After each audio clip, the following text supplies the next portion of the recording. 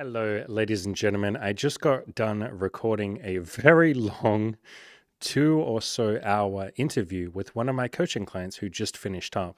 And this guy did a bunch of really cool stuff. He went on 8 dates, slept with like 3 women, made a bunch of friends, and even met up with some of them from our coaching program. They all met up in New York and took a photo together, which is awesome. He went down a spiritual pathway and started asking himself the big meaning of life questions. He got over his neediness and embraced an abundance mindset or an abundance mentality. He's no longer driven by that fear of missing out. And he's really started asking himself what he wants from life. Funnily enough, a lot of the stuff that I just mentioned there, we didn't end up talking about on this interview. It kind of ended up going down this really deep pathway about talking about the deeper meaning of life stuff, honesty, truth, building connections with other people, finding out what actually makes you happy instead of the surface level stuff that you think will make you happy. We talked about how sex, dating, money, all of that might not be the ticket to your happiness. It might be something a little bit deeper than that. So strap in, go on this roller coaster ride with us. This ended up being an amazing interview. Enjoy. Lots of guys do that kind of stuff. Lots of girls do too, where it's like you're not taking your dating profile seriously because you're like, you don't want to be rejected. So you put memes and like stupid shit as your pictures. You've seen lots of girls do that stuff. And it's I'm not even trying, so you can't reject me. Oh, that's what's behind it. I could see that. Yeah, guys do the same thing. I've had so many coaching clients that show me their profile and it's just like 5 memes of like shitty. And I'm like, are you even trying? Like, or are you just trying to not get rejected? I will say that in like 100 girls meme profiles, there may be like 2 or 3 at all that like I see a meme that's good. But yeah, most of the time it feels very ineffective. Or they do the opposite where they're like, I'm depressed and I don't care. And like, it's like the one thing you should know about me is Oh gosh, yeah. my therapist says I'm dangerous. Like, like that where they're trying That so one, hard to like yeah. screen themselves out. And you're like, you're actually trying to make me say no. And it's working. That, yeah. That was always impressive to me. I never psychoanalyze what's kind of behind it. Got any It's not thoughts? wanting to get rejected. The cosplay girl that we're seeing right now, she has 2 pictures that are cosplay. And so I was like, okay, she's hot, she's attractive. And then all the rest are like shitty memes and just like terrible fucking pictures of her, like deliberately bad.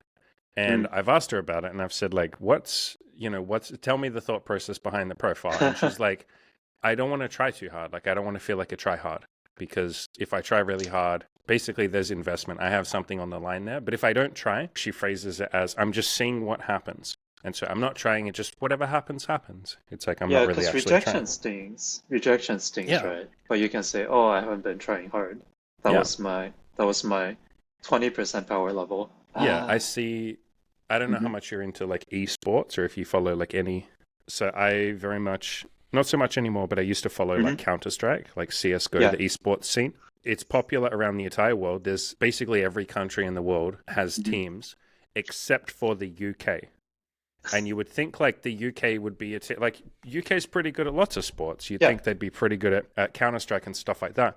But hmm there's a culture there just with Counter-Strike of like, we're just fucking around and we're not actually taking it seriously. Yeah. And there's almost like a pride there where they will criticize other teams and go, wow, you guys are trying so hard. Like, we didn't even try. We stayed up last night till like 1 a.m. drinking beer and, eating kebabs and fucking around. And That's like, pretty funny. you guys are try hard. And it's like, yeah, and we just won $150,000 at the last tournament, fucker. That's why we tried hard, because there's a lot of money and sponsorships and like, this is a business and this is our job. Like, and there's hmm pride and all of that in winning. hmm But yeah, there's almost a weird pride in like, I'm not even trying, because you can then stand behind or hide behind the hypothetical. You Yeah. can say, if I was actually trying, I'd do better than everyone else. Like, I'd be the best if I Yeah. actually tried. And it's like, Yeah. prove it. Show that then. Show it. Yeah. I feel like for girls too, it's like extra validating if they're not trying really hard and then Yeah. they get some likes, right? Yeah. Yeah. But then you're Yeah. screening out like the really, really cool people, I think. You're screening out most people. Yeah. Yeah. Yeah. I think there is a shame. I feel like, 5 or 10 years ago, this used to be more prevalent, whereas when dating apps weren't as big, there is some sort of like stigma against like using dating apps or like taking it too seriously. Yeah, like And it's not cool. yeah. It's kind of like I think like some girls may have the perception that like the fact that I'm using a dating app and like trying pretty hard on dating apps might be like not that cool. Yeah, Um, it's almost like there's a sense of, because you see this a lot with guys too. There's almost a hmm point of pride in like being an yeah, incel, like yeah, I'm not even trying. hmm Because to admit that you're trying, or to admit that you might need to put in some effort and try, people can often take that as almost an admission of I'm not inherently worth like something. uh-huh, They basically yeah, see the negative in it. They're like, maybe I'm not good enough and I have to try. I'd rather just not try. Whereas for me, I was like, I don't care about worth or what it means for yeah, me. I just want to meet some women and have a great time and build connections. I'm going to try. Why wouldn't I? hmm I want the thing. right, yeah. You know, when I started using dating apps a long time ago, it definitely caught me off guard. Like the app is a Hmm. very strange thing. Remembering coming into it from like not using apps before. I mean, before I just had very little romantic experiences. But in other areas, things were good. I had a good job. I got really good grades in school. People are like, oh, like you're so good at handling things. Like you're so smart. And I went on the apps and just absolutely bombed it. Me Like too. apps Me are too. Me too. ferocious. Did you go into apps like at the beginning thinking, oh yeah, like this is easy, I got this. Like I'm pretty smart dude. Like I'll get it. I didn't have that, but like when Mm, I first used Tinder, the first time I ever tried it, mm-hmm, my pictures were really terrible. I did the classic mm, thing of like you take right. 5 selfies of you lying on the bed or in the Yeah, bathroom, in front of the mirror. yeah, And I got literally zero matches, like quite literally zero, not a single person. And yeah, yeah, that was brutal. a Yeah, reality check. Yeah. yeah. The reality check, man, that hits people hard. That hit me pretty hard. And Yeah, I because you think take it every as a guy, yeah. Hmm you take it as a sense of self-worth, which it isn't. That doesn't Right. mean that you're unworthy. It just means the pictures that you put are very lazy. It would be hmm like applying for a job Yeah, and they say, okay, show me your resume. And the resume just says, like, oh, I've done some jobs and shit in the past and, like, I really need this job. right. Basically, no one's going to give you that job. But then if you took Yeah, that personally and said, oh, shit, that must mean I'm unworthy. I don't deserve money. I'm not good enough. It's like, no, that's not an inherent yeah, judgment on your worth. It's just that you didn't put any effort into the resume. But with dating, we take it a lot more personally and we feel like it's a yeah. reflection of our worth. It's not, it's your resume. hmm Yeah. Part of it too is people don't show each other their dating profiles that often, I Like for think. feedback, you mean? Just in general, remember how Hmm. like I feel like for resume, when you're writing a resume, there's going to be a lot of online examples, and my friends will be like, "Oh, here's a resume I use." When I'm setting Hmm. up a dating profile, I feel, like a little bit self-conscious about asking friends for their dating Yeah. profiles. There's some sense that it feels very personal, even though it's actually, a lot of ways not really a good summary of you. And it just becomes really hard to conceptualize what a good profile is, which is where you came in, like you have a fucking good profile and you put so much thought into like writing the guide, and that was amazing. Yeah, it helps to have Yeah. someone ahead of you that's like done the thing and then you can look at that. I agree. Most people don't show their dating profiles. And like, in the coaching program, I don't know if you had this, but you've hmm probably seen a lot of the clients in the coaching program who are like nervous to share Mm, their dating profile when they first come in. And, they'll mm, say, hey, can I get some feedback on my profile? And we'll go, yeah, post your profile. And there's like a hesitation there of like, okay, please don't judge me. I don't know if what I'm hmm doing. Or they'll always couch it in language. They'll add this sentence to the start. They'll be like, I know my profile sucks. Here it is. It's like mm, there's some shame or some guilt or some fear, I guess you would say, of sharing the yeah, profile and asking for feedback. And I think that's a universal thing, man.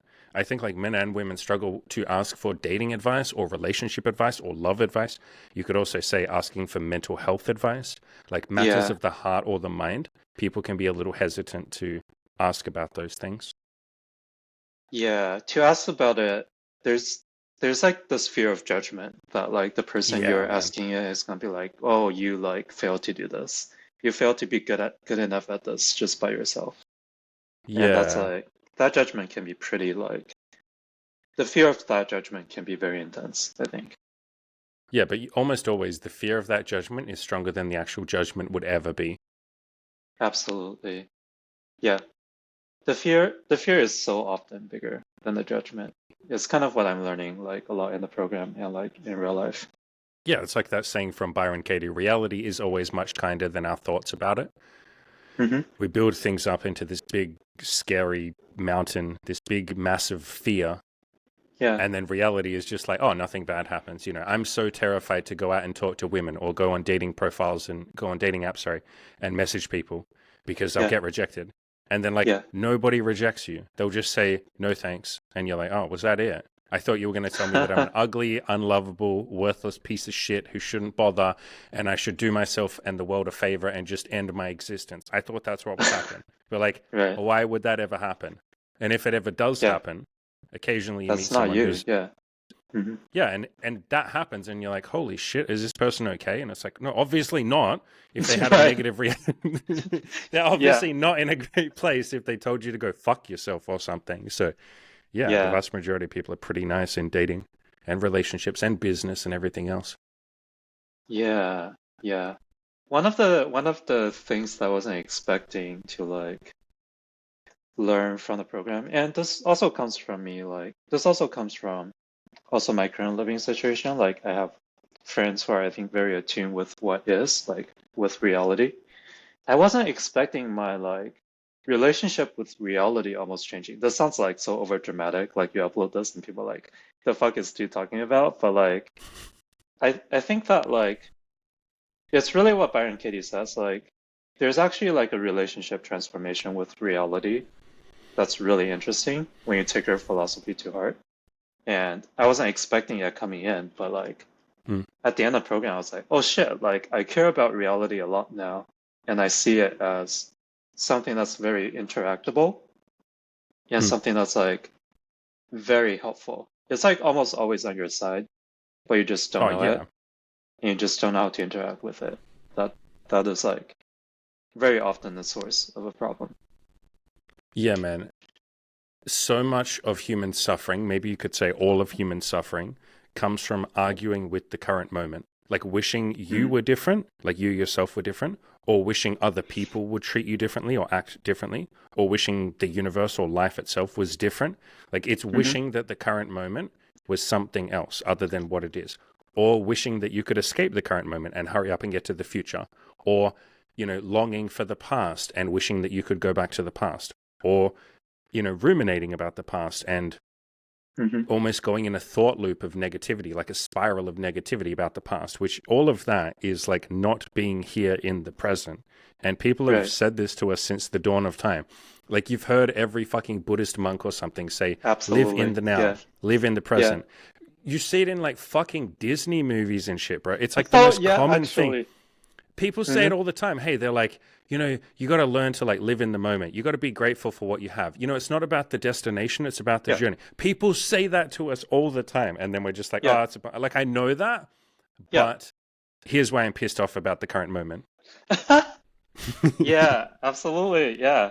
It's very fascinating though, because like I think there are a lot of values that I look at a completely different light, I think just Hmm. from this year. Like I think being curious and attuned to what reality is, Hmm. there's courage, there's like being honest and truthful. And it's like, every fairy tale, every like Disney movie, every like monk you talk to tells you that thing, but somehow it doesn't land. And I think before, this year, I often see those messages and go like, oh, that seems like a good thing. I'm sure I'm doing that. And then when I realize like how much those values actually matter over the course of this year, I'm just like, whoa, what the fuck? Like that's like very close to all that matters. Yes. Yes. So something you said that jumped out at me that I Hmm. want to jump back Yeah, on, sure. where you said, we've been hearing these truths all our Hmm. lives. Like everybody inherently knows it. If all of you just pause the video right now and think for like 10 seconds, what is important to you and what do you Hmm. think will make you happy on a deep, like long lasting level, all of Right. you will come to the same, or you'll come up with the same sort of answers because they're inherent in every human being. They're baked into the existence itself, into the universe. Like there is a feedback mechanism that happens with all of us. If we're Hmm. nice to other people, we feel good. Right. When we sit and live in the current moment instead of worrying about the future or stressing about the past, we feel good. In Mm-hmm. moments where we're able to just be in the flow state or in the middle of something, like you're Yeah. relaxed, you're chilled, you're in the middle of something you're enjoying, you feel good. Yeah. We all know that. Like that's so Mm-hmm. unbelievable. I don't have to tell you that. Right. But the way that, or the reason that we forget that, or the reason you might hear it a whole bunch of times and it doesn't quite click, is Yeah. because truth is something that needs to be experienced. I can tell Absolutely. you the Yeah. truth, but if Mm-hmm. I say it, your brain just goes, yeah, I know he's right logically. I know that rationally.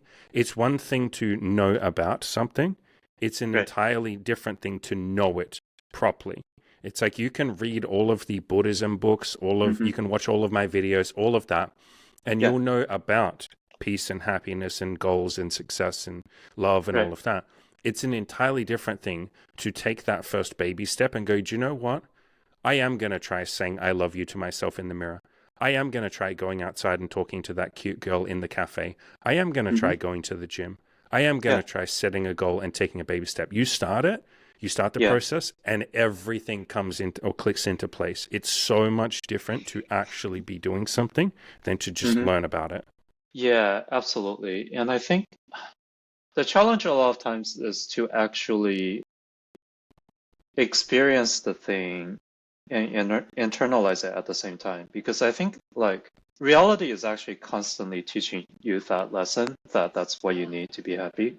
At least from my current understanding and perspective, it is. And most of the time, I wasn't listening. If I paid attention to it, then yeah. But it's like, how do you even know to pay attention to it? Like that that is like kind of like a challenging problem. If I were to, I think the program helped a lot. I think in this The particular, coaching program. the coaching program, yeah, Hmm. because I think I was like pretty stuck on dating in a lot of ways when I was joining the program. Like I tried on the apps for a few years and wasn't very successful. And there's a part of me that just really wanted that like emotional and sexual intimacy. And it just like was just having trouble having a block. And I think there Hmm. was like a sense of neediness that Hmm. that created that made it very hard for me to listen to the moment. I think at any given moment, I was thinking about how does this relate to me achieving my goal? How does this Yeah. relate to me unblocking that?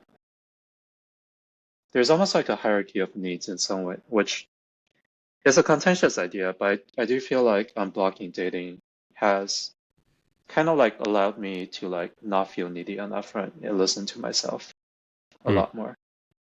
Yeah, the way that I phrase it is like this. There is nothing that any of us need. There's a whole bunch Hmm. of things that a lot of us want, but there's Right. nothing we need. And you might say, there's lots of things I need. I need oxygen, I need water, I need food. No, you don't. You have the choice Right. to leave this existence at any point. You have the choice to go on a hunger strike and choose to die. That's a choice. So you don't need Mm. it. You want it.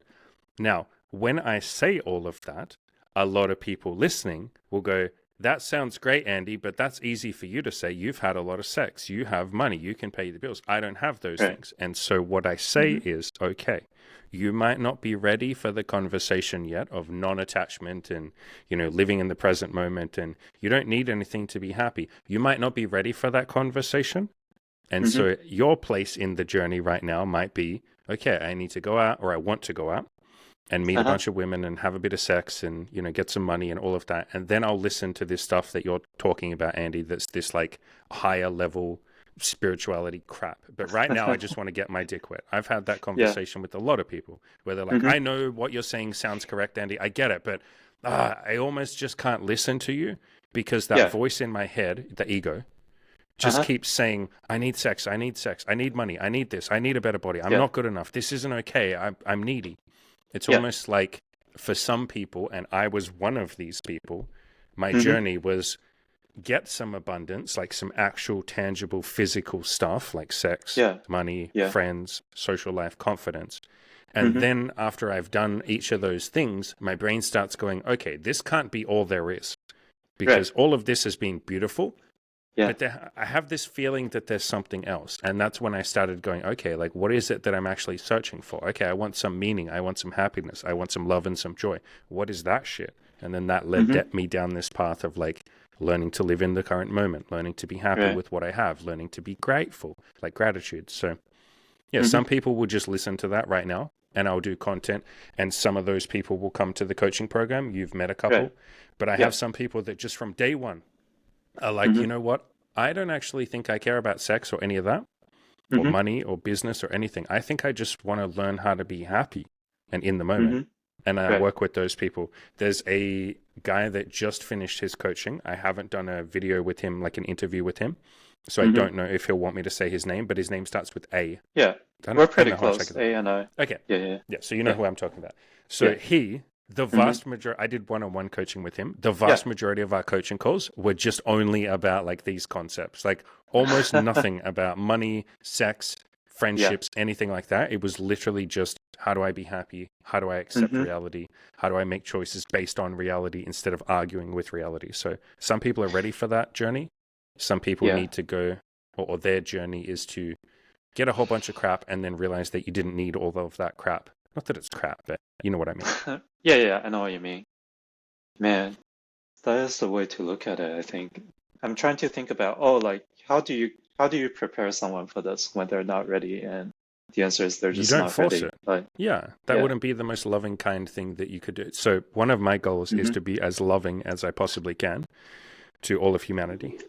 Like, Mm-hmm. kind of the Buddhist mindset of compassion, or Yeah. Mother Teresa. Her goal was literally to just give as much love as possible and feel love as Mm. much as possible. And so, the most loving thing that I could do is not force people. So, if somebody comes to me and says, I just need to get my dick wet. I can't think of anything else. I can't function. You know, Yeah. society tells me that's wrong and shallow and casual sex is bad and I'm using women, but I just Yeah. can't get it out of my head. Then the most loving thing that I can do for that person is to help them on that journey and say, sure, you want to have a lot of sex? I'll help you with that. Let's find ways to do it in the most honest, beautiful way that Mm-hmm. adds to women's lives and you add to their Yeah. lives. Let's find ways to make this a net positive for both of you, win-win, all of that. And maybe somewhere along that journey, they go, you know what? I've had sex with 10 women now, and that was really beautiful. What's Mm-hmm. next? And then you go, okay, well, some things that are next. Maybe it might be business for you. Mm-hmm. Maybe it's living in the present moment. This Mm-hmm. stoicism thing that I've been talking about a lot and living in the current moment. Would you like to try Yeah. that? And Mm-hmm. sometimes they go, yeah, yeah, I think I want to try that. And other times they go, no, I think I want to start a business. Cool. Let's find a way to do. It's almost like you can help them with those goals while teaching them what might be termed spiritual concepts, or if the word spiritual doesn't resonate with people, Mm-hmm. stoicism concepts or living Right. in the current moment, like any of these things. So I try Yeah. and guide people as I'm helping them get their dick wet or helping them get their pussy filled or helping them, Mm-hmm. explore BDSM or make money. I'm trying to also gently teach them life philosophies at the same time. Like, how do I be happy long term? Yeah. And I don't think there's a better arena for that or a better area for that than in the middle of setting goals. That's like the Yeah. best place to teach someone like these kind of principles is like, how can you enjoy Mm. this journey? Because you're almost forced to. Like, reality won't just give you your goal immediately. It'll Right. say most of the time, no, you're going to have to put in months or years to get this. And Right. people get very frustrated by that. And that is the perfect opportunity for me to teach them to live in the moment. You have this goal. You think that this Mm-hmm. goal will make you happy. You think that this is the only thing that will make you happy. But did you know it's possible to be happy now before you get there? And they'll go, wait, really? I thought I needed a Lamborghini and a mansion and 7 wives and a bunch of money. Mm-hmm. Are you telling me I'm allowed to be happy while I'm a loser? And it's like, well, funny you say that. You're not a loser right now. That's just a story that you've told yourself, blah, blah, blah. And then you get in there and like teach them all of that stuff. So that's kind of the point of my channel is everybody's goals. Yeah, I'll help you get your goals, but that's secondary. You want the goals because you want to be happy. So let's be happy Mm-hmm. right now while we also work on the goals. Oh my gosh, there's so many topics that comes up, just in that thing that you say. One thing just before we forget that I want to come back to later too is like how you got to the point where like how you found the goal of being as loving to the entire humanity as possible. Because I think like a lot of people in the program get to the point where they have like a spiritual freedom where they feel like they're happy and they can like explore whatever they want. And Mhm. I think that there may be a different journey from that point. Maybe not everyone want to get to that point, and that's great. But I think Mhm. there's a maybe specific journey from that point to, oh, I want to be as loving to the entire humanity as possible. Yeah, I think that's fascinating. It's Definitely a more advanced part of the journey. That feels very important to me and probably to a lot of people in the program. I think like really everyone who came to the program, or at least, for me and for a bunch of other people I talked to in the program, is like how loving you are in the videos, in the podcasts, in the articles that really drew them to your coaching program as opposed to the 100,000 other coaching programs out there. Yeah. So there's something there. Like the people in the program, I think like they see that and they feel drawn to it, and maybe that's something that they may want to get to one Hmm. day. Actually, We that can sounds dive like a into great that topic. topic Let's dive if you into have a that first. question. Yeah. Yeah, ask questions if you got questions about that. Yeah, sure. Like was that like a kind of like snap moment for you where you realized that was your goal, No, or did you come into it gradually? gradually. So Mm, years and years and years of self-improvement, hmm. years and years and years of reading people that talked about higher truths and higher values. Right. I didn't know it at the time, but something inside, like I didn't know why at the time, but something inside me resonated with people that talked about honesty or Hmm. truth in dating. At first, it was in dating. And so I liked Chris from Good Looking Loser, who talked about Mm. just being upfront and Yeah. screening for what you want and don't play Yeah. games, don't Hmm. bullshit, Yeah. just say exactly what you want. I also liked Mark Manson for the same reason. He has a Oh, he's book great. Yeah. called, yeah, he has a book called Models, How to Hmm. Meet Women, How to Meet and Attract Women Through Authenticity. And I Right. was like, okay, this guy's literally just saying be yourself. And he had articles like one of my favorites is called Fuck Yes or No. And he says, Hmm. find people who are a fuck yes, as in they say fuck yes to you. Like, do you want to go on a Hmm. date with me? Fuck yes. And you feel like you're a fuck yes with them. Like, do you want to go on a date Yeah. with them? Fuck yes. Anybody else, maybe it's a no. You just say no. If they're on the fence Yeah. and they're like, oh, I don't know, you just go, hey, that's a no. Cool. And Yeah. so I really liked that. I found a lot of other people who talk about just being upfront and having no drama. Caleb Jones was one of them. And then from there, after immersing myself in all that honesty and just you can say whatever you want, I Yeah. then wanted to try taking it to an extreme level. And that's what I Hmm. call autistic honesty. Like literally, Hmm. literally just you're on a date, you're really pretty, Uh-huh. can I kiss you? You just say Yeah. that, can I kiss you? And she Hmm. says yes, or she says no. Cool. Would you like to Yeah. go back to my apartment and, we can make out, we can fool around, we can have sex if we feel like it. If we don't want to, no pressure. Do you want to Hmm. try that? And then she says yes, or she says no. Just being completely upfront and honest. Then I Hmm. started immersing myself in that in the business world. And I found people like Alex Hermosi, who for the most part talks about honesty. I found people like Dan Henry, who talk about Hmm. honesty. And my favorite person was Pat Flynn from a website called Smart Passive Income. And his Hmm. whole shtick was he's just a nice guy. He's just a nice human being, like one of the nicest, sweetest human beings you'll ever find. But he's like a multi millionaire because Hmm.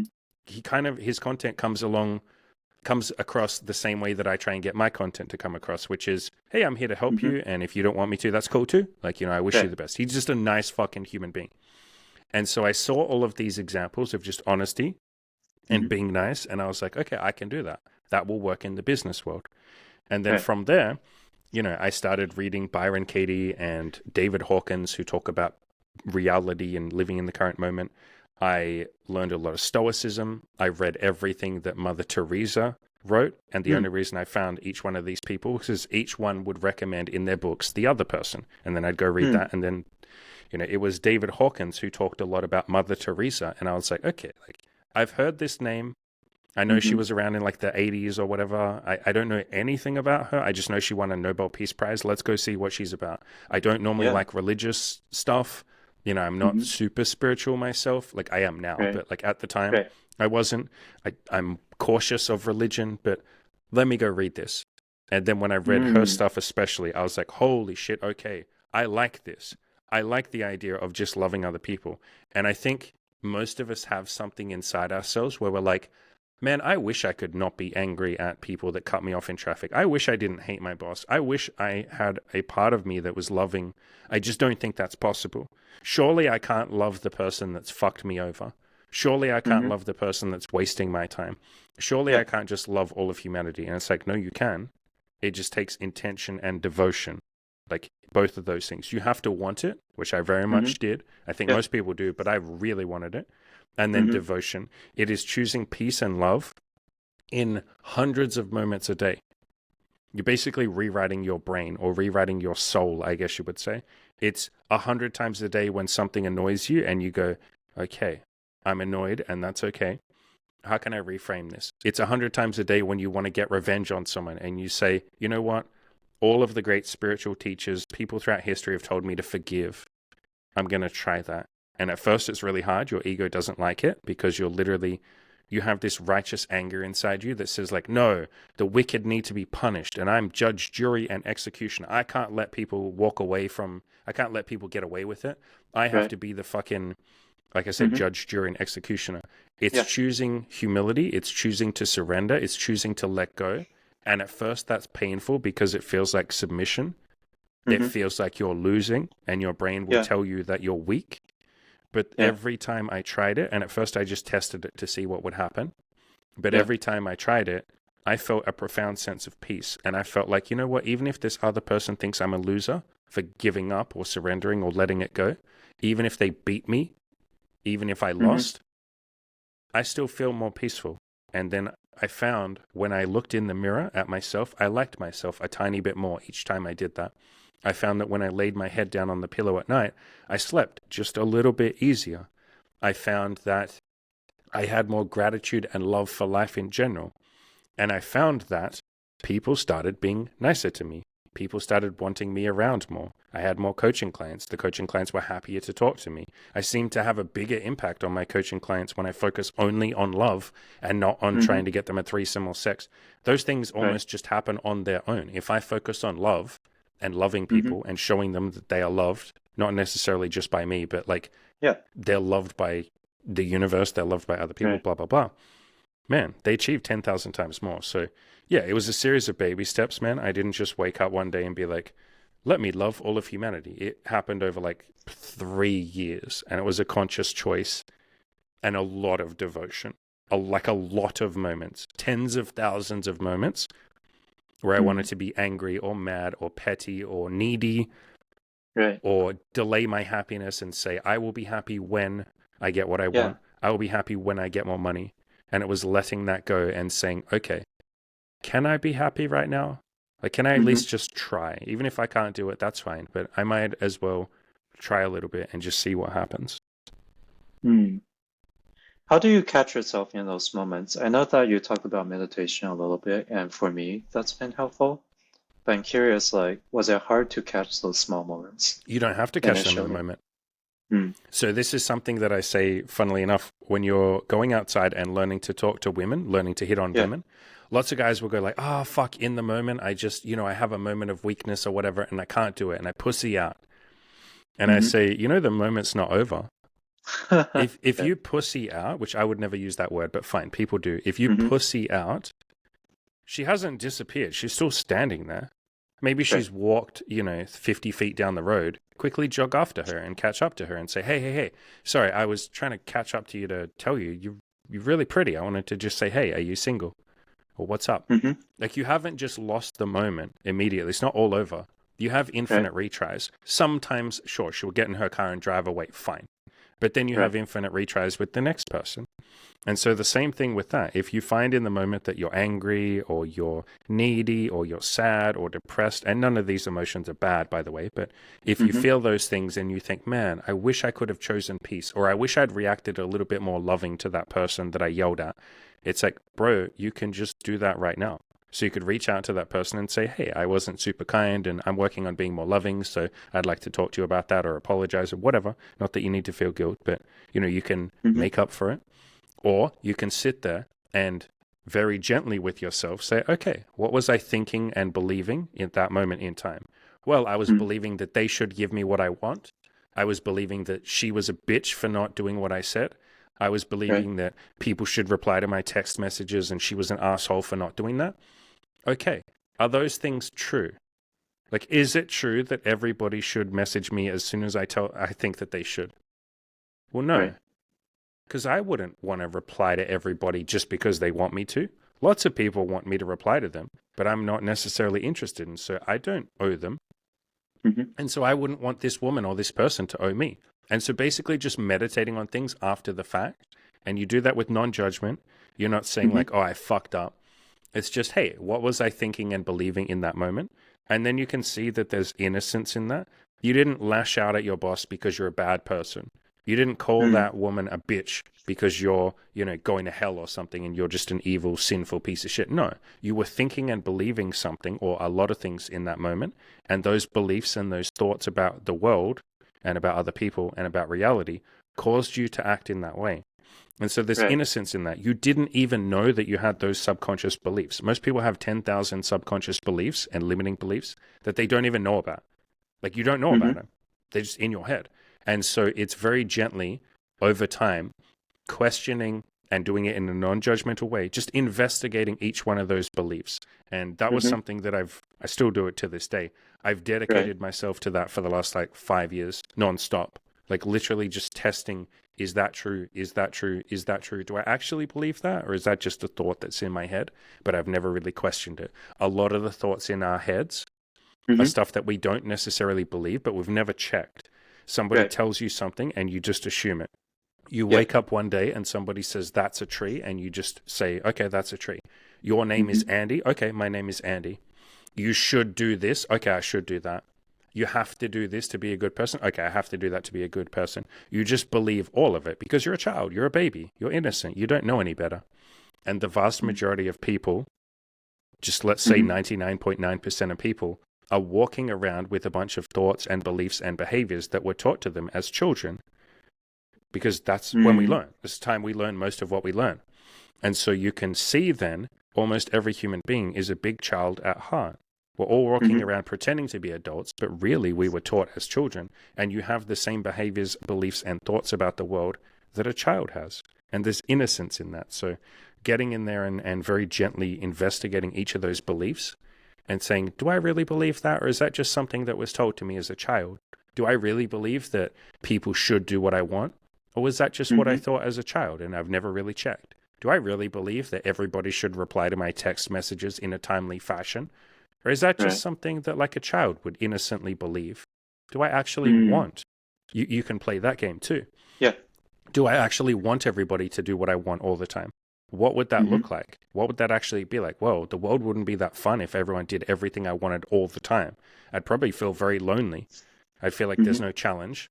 All of Right. these people must be like NPCs or puppets because they're all doing what I want. They don't have any free will. They're just doing exactly what I want. Holy shit, I don't actually want that stuff. I don't want everyone Mm-hmm. to do everything I want. That's just the very innocent, narcissistic, vain ego part of me that wants everything and thinks it's the center of the universe. Like we all, until we question it, we all walk around thinking that we're the most important person in the world and that we're the center of the universe and that everything we want is, what should happen and that all of our thoughts are correct and all of our opinions are sacred and everybody else is wrong.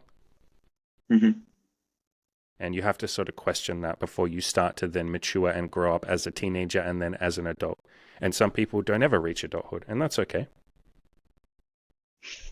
Hmm. How many people reach that stage, do you think? All right, I got two answers that I could give to this. I could give you an answer where I make it seem really rare, and then, everybody listening feels very special because they're like, wow, I'm special for caring about this and working on this. Wow, it's a point of pride. So I could give you Okay. that answer. The Buddha has a quote about this where he goes, rare is it to be born in this existence. Rarer still is it to be born conscious. Rarer still Mm-hmm. is it to be born hearing about enlightenment. Rarer still is it to care about enlightenment. And even rarest of all is to get there. And so you might hear that and go like, wow, I'm special for even caring about happiness and living in the moment. Wow. And the, cute little part of the ego jumps up and Mm-hmm. goes, wow, I'm prideful. Right. And I definitely have that part of me too. All of our beautiful little egos want to jump up and get excited about that. But I'm actually going to give you the opposite answer as well. Adulthood is not, or maybe you might say emotional maturity or stoicism or being present or realizing that you don't get everything that you want all the time. That's not like a destination that you get to. It's not binary. It's not dualistic. It's not Either you're a mature adult or you're a petty child. That's not at all what I'm saying. You can see it as a sliding scale or an ideal that you work towards. You can see being present as something that you slowly work towards and just get a little bit better at over time. It's something that you take some baby steps towards. That's why I talk all the time about baby steps. I never make any of these concepts some destination that you have to get to. I just say, no, you're good enough as you are right now. Let's improve this 1% at a time. And so emotional maturity, or, if you want to call that adulthood, it's more like, let me be 0.1% more of an adult this week. Let me be 0.1% more emotionally happy and regulated and stable this week. Let me be 0.1% more stoic this week. And that's far more attainable. Now, there's no judgment. There's no like, I'm not good enough. It's just, oh shit, I am good enough. And I'm just going to add a little bit more on top. That's much more attainable. And then it doesn't come with that feeling of, oh, I'm never going to get there. It's like, oh, there's nowhere to get to. I'm just doing a tiny bit this week. Cool, I can do that. And obviously you being in the coaching program, that's the main method we give to people. Yeah, is like, you don't have to just do a whole bunch all at once and achieve your goals. It's just do a little baby step this week and make some progress, and let's celebrate that. And then we'll do a little bit more next week. One thing that's challenging for a lot of people, including, well, I think I've gotten a little bit better at it, but still working on it, is to balance between improving multiple things sometimes. I think sometimes I get into the trap of, oh, I'm gonna work on my honesty a lot, and then a few weeks pass by, I improve on it somewhat, and then I switch to some other goal that I want to work on, and the honesty thing backslides. I don't know if it works as much for honesty actually that way, as like one of the things I do is I study Japanese on the side, right? And then there are times where I'm like, oh shit, like I really want to like work out more, and I leave my Japanese for a bit, and then I come back and I'm like, oh shit, like I don't understand any of these words now. What the heck? And I think over time I've gotten better. Maybe I don't even know if this is a question at this point. I think over time I did basically figure out that I do have to balance between maintaining the level of other things that I want to work on. I have to like be mindful of maintaining the level, understanding what I prioritize and being willing to drop things and to not take on too many things. You don't have to do anything. It's funny that we phrase things in terms of like need, which is what you just did. Anybody listening, rewind the tape 30 seconds and you'll see that you use the word have to like 3 or 4 times. Yeah. There's nothing you have to do, because when you phrase it as something that you have to do, basically what you're doing here, this is a conversation about balance. How do I balance? There's 10 things I want. How do I balance all of those goals? When you say have to, and the way that you're framing this is you're putting all the pressure at the front, up front. You're saying up front each week, before I've even done that week, I have to make sure I get the balance right. And it's like, no, you can do that after the week is over. That is what reflection is for. That is what looking back. That's what accountability. Obviously, you do accountability calls. Something that we do in the coaching program is we hook everybody up with a coaching, like someone else in the coaching, and you do accountability check-ins once a week with each other. And so in those accountability check-ins, that is where you put your question of balance. That's what the accountability check-in is for. You will only know whether or not you were balanced for that week after the week is over. But you're putting all the pressure up front, and lots of people do this. They're like, I have to have an amazing week, and I have to go out there and talk to 50 women, and I have to do this, and I have to do that, and I have to do this. They put all the pressure up front. It's great to have those goals. They're obviously something really nice to aim towards, but you put that at the end, on the back end. After the week is over, you have your accountability check-in with someone, and you say, did I do the goals that I set out to do? If the answer is no, then you go, cool. What would I like to change over the next week? Like, how do I make sure that I hit these goals? So it's only with feedback that we know whether or not we had balance. But putting all that pressure up front to be balanced is just one more thing that you have to worry about or be anxious about or try to control. And we're in the business of letting go of all the things that we think we have to control or worry about or manage or micromanage. So put it in your accountability check-ins. Yeah, and I think 2 more accountability partners right now. This is like really good for me to hear. Did you have accountability partners before coming to the coaching? Did I you, had I guess, some, yeah. so you Hmm. sort of understood the value of accountability? I do, yeah. Hmm. I think I think that there are ways to structure it to get Hmm. more value out of accountability. Yeah. I would say that I haven't done a lot of reading about it, but I have had accountability partners and Hmm. continue to have them, and they're awesome in keeping me motivated. In the coaching group, so you finished up, for everyone listening, you finished up your Hmm. coaching. You're now in the Discord, which is like our Yeah. members only accountability group forever. Go in there, Hmm. make a post just in the general tab and say, hey, everyone, Yeah. like, what do you guys use for accountability? Like, I'd love to hear different methods of accountability. I want to try a few different ones. I want to see what accountability works best for me. Get feedback, like, see what other Mm. people use. I'm a big Yeah. fan of doing a weekly check in with multiple people. That's Mm. obviously what we talk about in the coaching program, but you can have daily accountability. I Hmm. do that too with Imogen and Cam.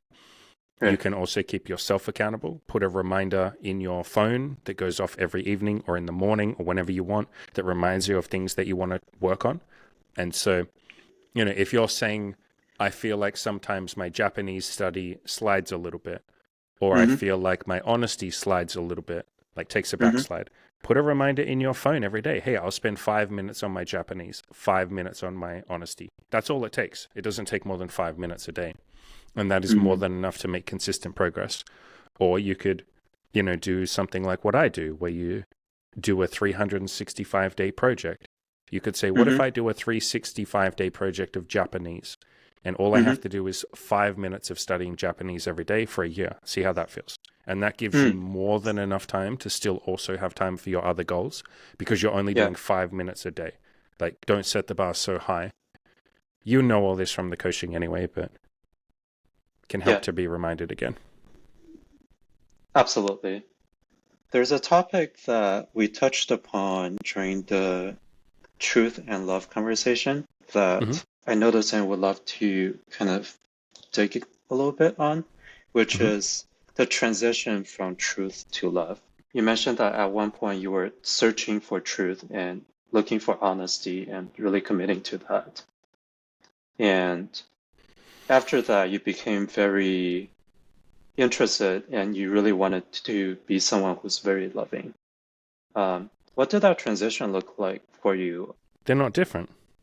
Mm. The most loving thing you could ever do for another human being is to tell the truth. The most loving thing you could ever do for yourself is to just align yourself with the truth. And when we Mm. say align yourself with the truth, we mean align yourself with reality. If Mm. right now it's raining outside, that is the truth. Mm. And what most people will do is they'll bitch and moan and complain about it. They don't mean to, but they'll go like, it shouldn't be raining right now. I fucking hate this. It's ruining my plans. I was going to have a picnic and it's ruined. That's you Mm. arguing with the truth.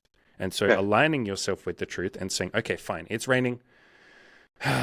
That annoys me. Fine, I'm annoyed. It's raining. Cool. That's the truth. It's raining and I'm annoyed. That's the truth. What do I want to do about it now?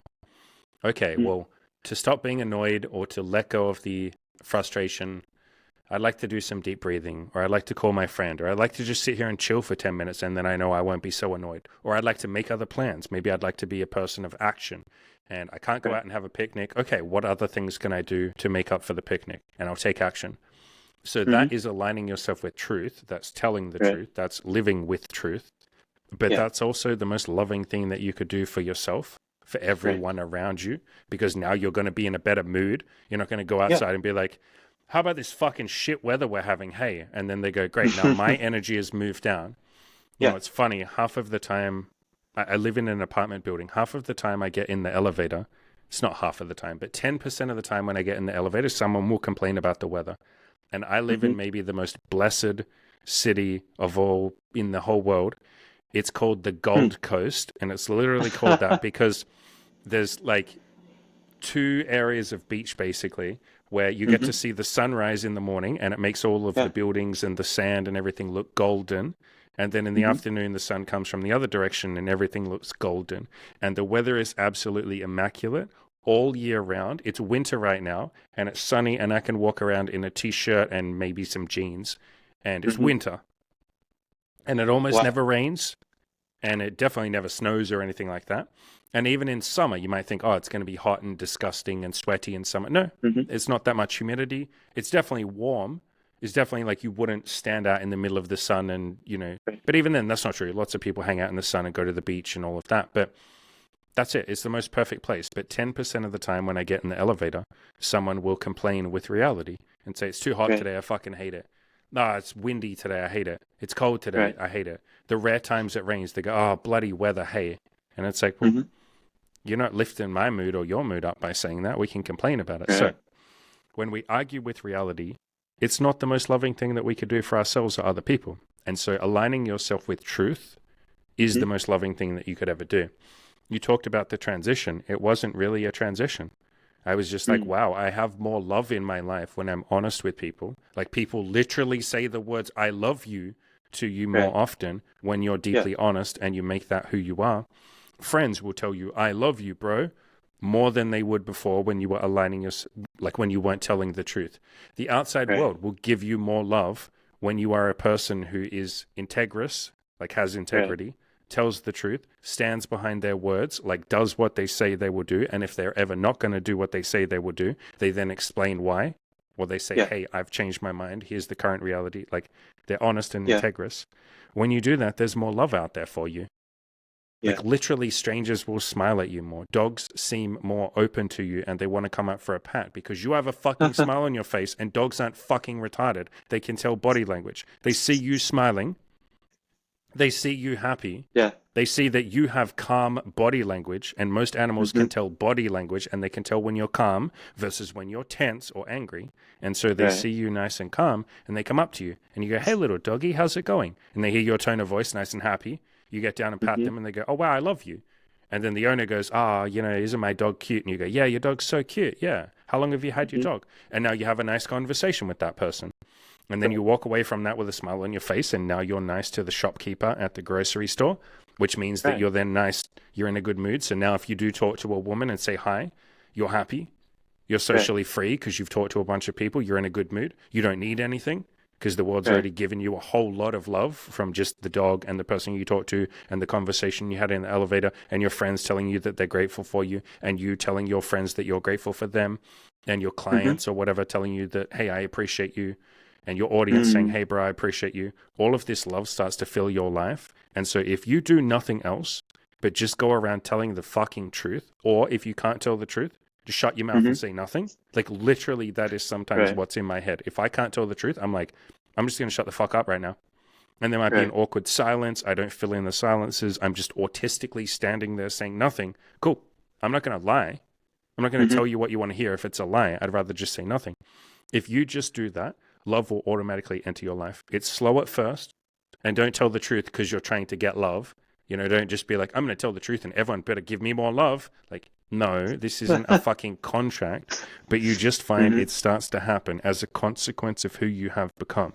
People want to be around the person who's honest and isn't trying to get something from them because truth and Right. honesty isn't trying to get something from you. It doesn't need anything. The Right. truth doesn't need anything. The truth doesn't even need you to believe it. The truth is just happy to stand on its own. Lies and falsehood require propping up. Lies and falsehood and manipulation need something from you. The reason that people tell lies is because they're trying to get something, because Right. they're needy for something. They think if they lie, then they're more likely to get what they want, or they're scared to tell the truth because they're trying to get validation. If I tell the truth, you won't like me, so I'm trying to get you to like me, so I'll tell you what you want to hear, or I tell you what I think sounds good, or I tell you the politically correct thing to say, because then hopefully I'll get your appreciation or your approval. But if you align yourself with truth, Hmm. then you're not worried about all of that because you're like, it's the truth. If you don't believe it, that's okay. I don't care if you believe it, but I just told the truth as I see it. And that's good enough for me. I can lay my head down on the pillow at night and I know I was honest and I had integrity. And I don't really care if you like me or not. But what will happen is you'll be honest, you'll have integrity. And after a few weeks or a few months or maybe a few years, like I said, people just want to be around you because they can fucking trust you. and they can see that you're not trying to get something from them. And if you ever do want to get something from them, you tell the truth about that. Mm. You say, I would like some money from you. Would you like that? I would like to have sex with you or go on a date with you. Would you like that? I'd love to get some approval from you. It would really mean the world to me if you tell me that I'm doing a good job. Is that something you'd like to give me? If you can just be honest and ask for what you want, then people can trust you and they feel safe around you, because they're like, if this guy or this girl ever wants something from me, they'll make it clear and they will respect my autonomy and my freedom to choose either yes or no. They won't try and steal it from me. They won't try and lie to me. They'll just tell me they want it. And if I can't give it, they'll go and ask somebody else, or they'll learn to not have that thing, or they'll give that thing to themselves, or they'll find a different way to get that thing. And so if you can just be honest and tell the truth, love is in your life. Those two things are hand in hand. They're basically the same thing. So at first it started out as I'm going to tell the truth and be honest as much as I can. And I wasn't perfect at that at the start.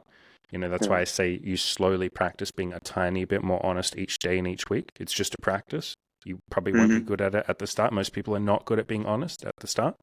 You slowly do that more. And at some point I was like, holy fuck, I have more than enough love in my life right now. I have more than enough everything in my life right now. Gratitude, happiness, love, friends, money, sex, all of that, which just comes as a consequence of telling the fucking truth all the time. Right.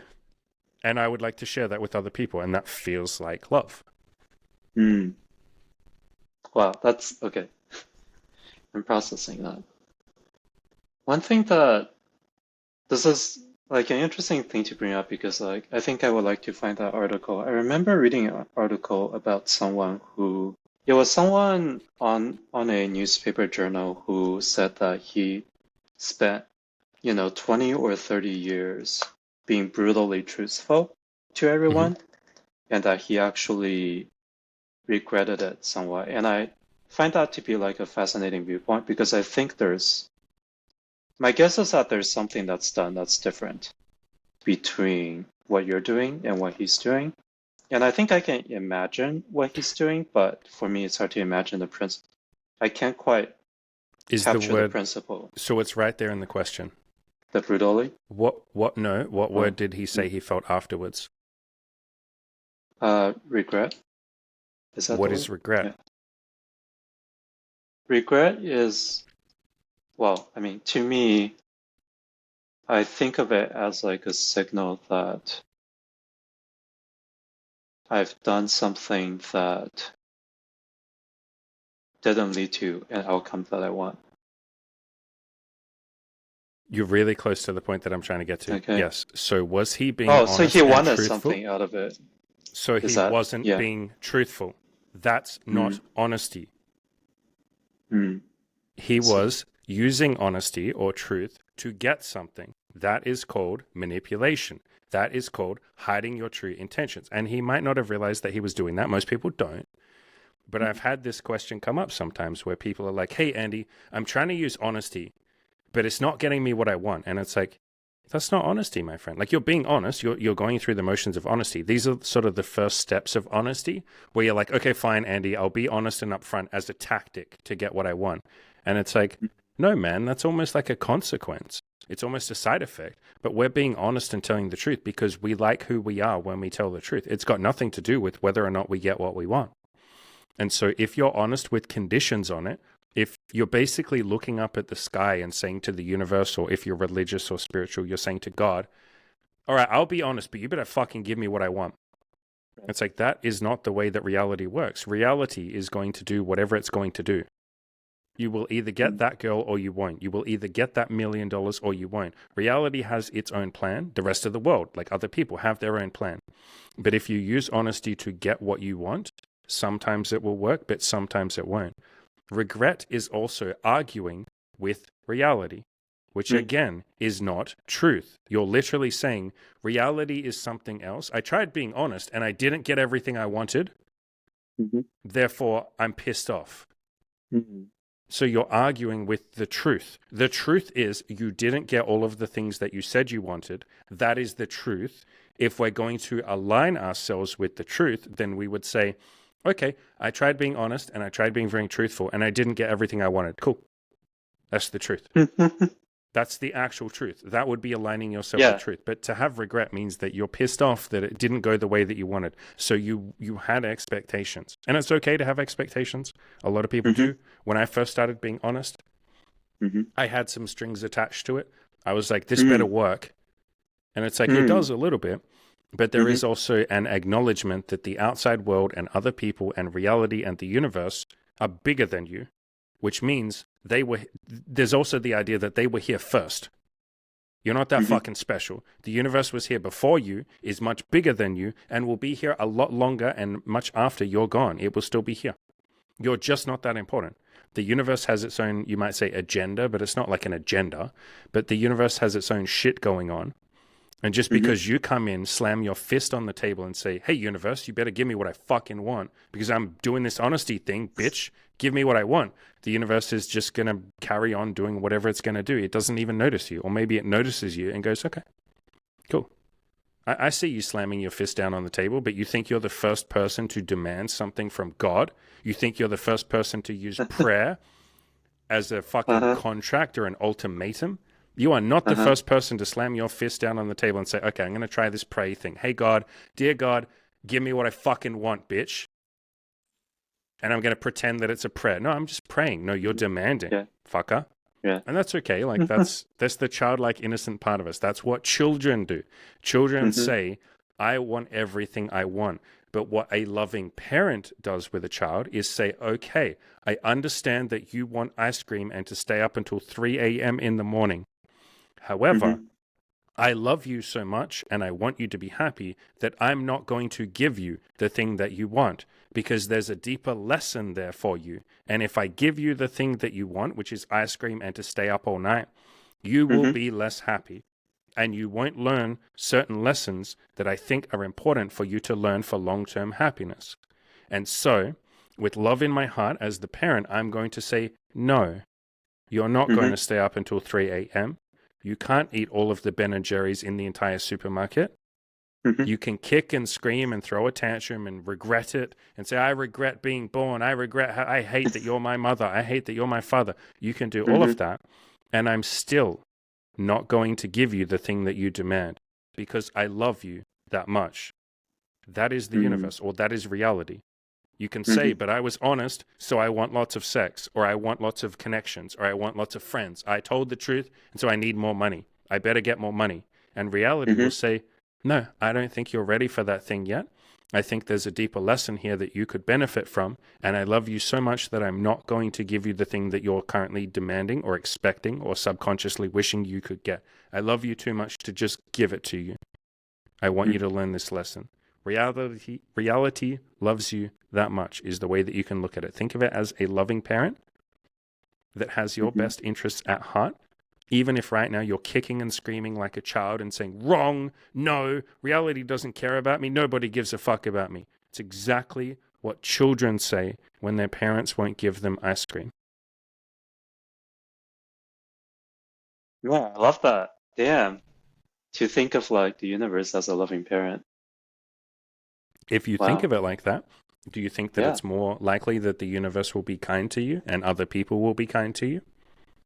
almost certainly. Yeah. Yeah, so why not tell that story? I don't know if it's true or not, but it's a story Mm-hmm. that I like to tell and it seems to benefit me. I have no proof that the universe is kind. I have no proof that there's some sort of God or anything Yeah. like that. I don't fucking know. But when I tell Yeah. that story, my life is better. Other people Yeah. around me, their life is better from me telling that story. Cool. So I tell that story. Yeah. You don't need any proof. You don't need to believe it. I guess you would say the proof is in the results or the proof is in the way that you feel. And Mm-hmm. so try all of the stuff that we're talking about, see how it feels. If it doesn't work for you, don't do it. That would be you aligning yourself with truth. So you might try Right. everything that I've said here. You might be like, okay, I'm going to go outside and have loving intentions in my heart. You might go outside, do that, and you do Mm-hmm. that for 6 months and it doesn't benefit your life. Okay, then the truth would be Andy's advice doesn't work for me. I don't know why. Maybe the variables are Mm-hmm. different. Maybe I'm a different Right. person. Maybe I live in the middle of a war-torn fucking country right now and walking around with love means I'll get shot. Maybe the current reality means that what Mm-hmm. Andy's saying isn't working out for me. Cool. That's the truth. I'm going Right. to align myself with that. So the only agenda that I have for everybody listening, for all of my audience and for everyone who signs up for coaching, is for you to align yourself with love and truth as you see it, your own experiential reality. Not what I say, not what some fucking guru says, not what some retard on the internet says. I am just a retard on the internet, but align yourself with your We view of are. truth. Yeah. We're all just human beings trying to do our best. We're all just little children trying to be a little bit more like an adult every day. And there's innocence in that. Absolutely. Yeah. When I initially asked you the question about honesty and truth, I actually thought the answer would be somewhat different. And this is kind of like my personal self-observation as I might see it going this way for me, which is that when I'm being pretty truthful to what I want, I do find that I want other people to be happy too. There's like a degree of like, okay, like I also want to be happy first. But I also there's genuine want for other people to be happy. And I think that this is the case for the vast majority of people out there. But many, I think, maybe are not in a comfortable spot, either material-wise or mental-wise, to be able to give out their gifts to other people to fulfill that desire to make other people happy. Yeah. But there's always something that you can give. There's a really good quote from the Buddha that says, you, as much as anybody else in the universe, is deserving of your love and your kindness. And so if you say, I can't go outside and smile at strangers. I'm just too desperate to get laid. I have no money to give to the homeless people. Bro, I'd love to be able to give them even 25 cents, but I just can't. I've been there. For a couple of years, I survived off ramen noodles and fucking rice. And it was at the point where we had these bottles of soda that cost 75 cents. And that was my treat. That's 75 Australian cents. So that's 40 US cents. It's this very cheap bottle of soft drink. And I couldn't afford it. Because I was like, no, if I get that, then that's one less packet of ramen noodles that I can get. And also, if I don't get the soft drink, I could save up over the next 4 weeks and then buy some very cheap ground beef that I can put into I can mix that with my ramen noodles, and that's fancy as fuck. Yeah. And so it was at the point where there were times where I would at restaurants be like, should I eat that leftover food? And I didn't do that, but I was surviving off ramen noodles and rice. And my friends called me financially anorexic because they were like, bro, you're finance. And I was like, I know, thanks. That doesn't make me feel great, but that's where I'm at. And so I've been there. But even in those moments where you have nothing to give, you can give to yourself. And so self-improvement is the kindest thing that you could ever give to yourself. You can obviously smile at strangers if you feel like you don't have that to give because you're depressed or you're unhappy. Okay, I will try smiling at myself in the mirror. If you feel like you don't have that to give, I'll draw a fucking picture of a smiley face and I'll look at it. If you can't do that, okay, I'm going to Google smiley face and I'll look at the smiley face for 10 seconds. That's a kindness that you gave to yourself. And so, yes, you can put on your own oxygen mask before you help other people with theirs. If you really, truly feel like you have nothing to give to other people, and believe me, I've been there when I was depressed and suicidal, then at least start giving a tiny, tiny, tiny bit to yourself. If you absolutely are so fucking depressed and suicidal that you can't do anything, make your bed. Get up in the morning and make your bed. That is a gift to yourself. You look at that bed and you say, I did something. I at least gave myself the gift of a nice, clean bed. If you can't do that, then just lay there and think about making your bed. Okay, I took one step towards making my bed by thinking about it. There's always something that you can do, either for other people or for yourself. And yes, I agree with you. Some people feel like they're at the point where they can't give to other people. They could. If I put a gun to your head, maybe you could. But even then, that's just arguing semantics. So I say, don't worry about that. Don't worry about other people. I get it. It's fine. It's okay. Give to yourself.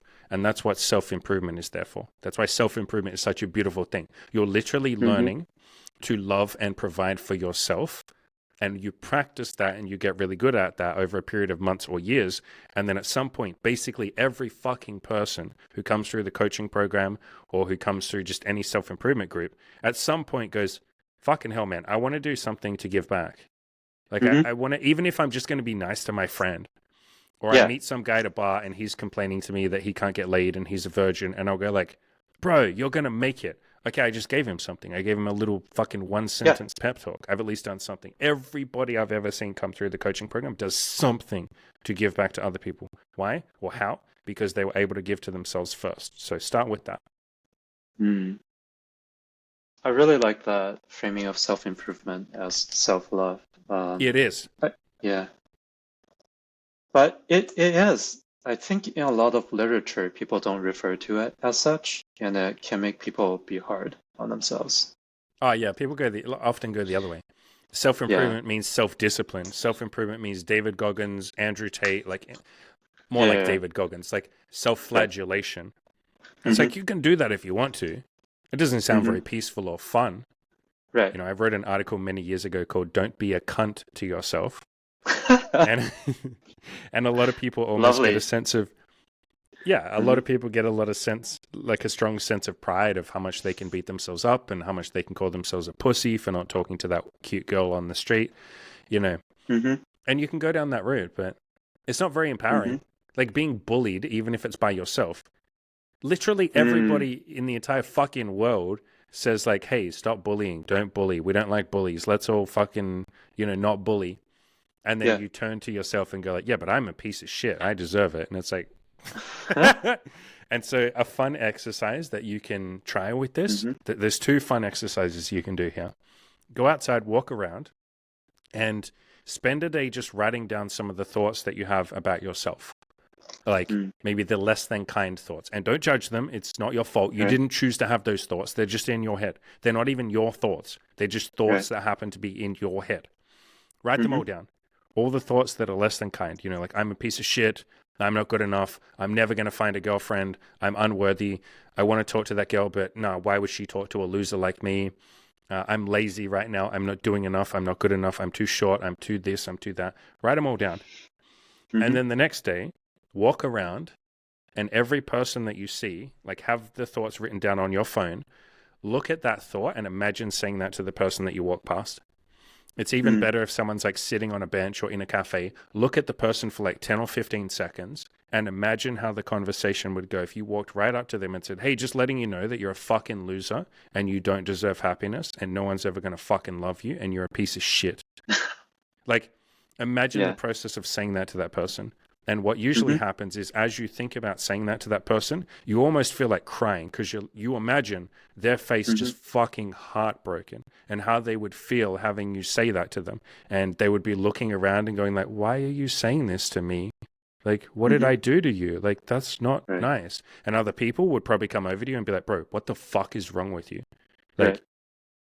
get the Right. fuck out of here, bro. Like, how'd fucking dare Mm-hmm. you? There's YouTube videos with this content. I wouldn't necessarily record a video like this, but there are videos on the internet. There's a channel called Big Doors TV where they basically have a guy who's dressed up like a nerd, or maybe he's shorter, and they have a guy who's dressed up like a jock or like a big muscular guy, and they're on university, like college campus, and the big jock will basically insult the shorter guy or the nerd.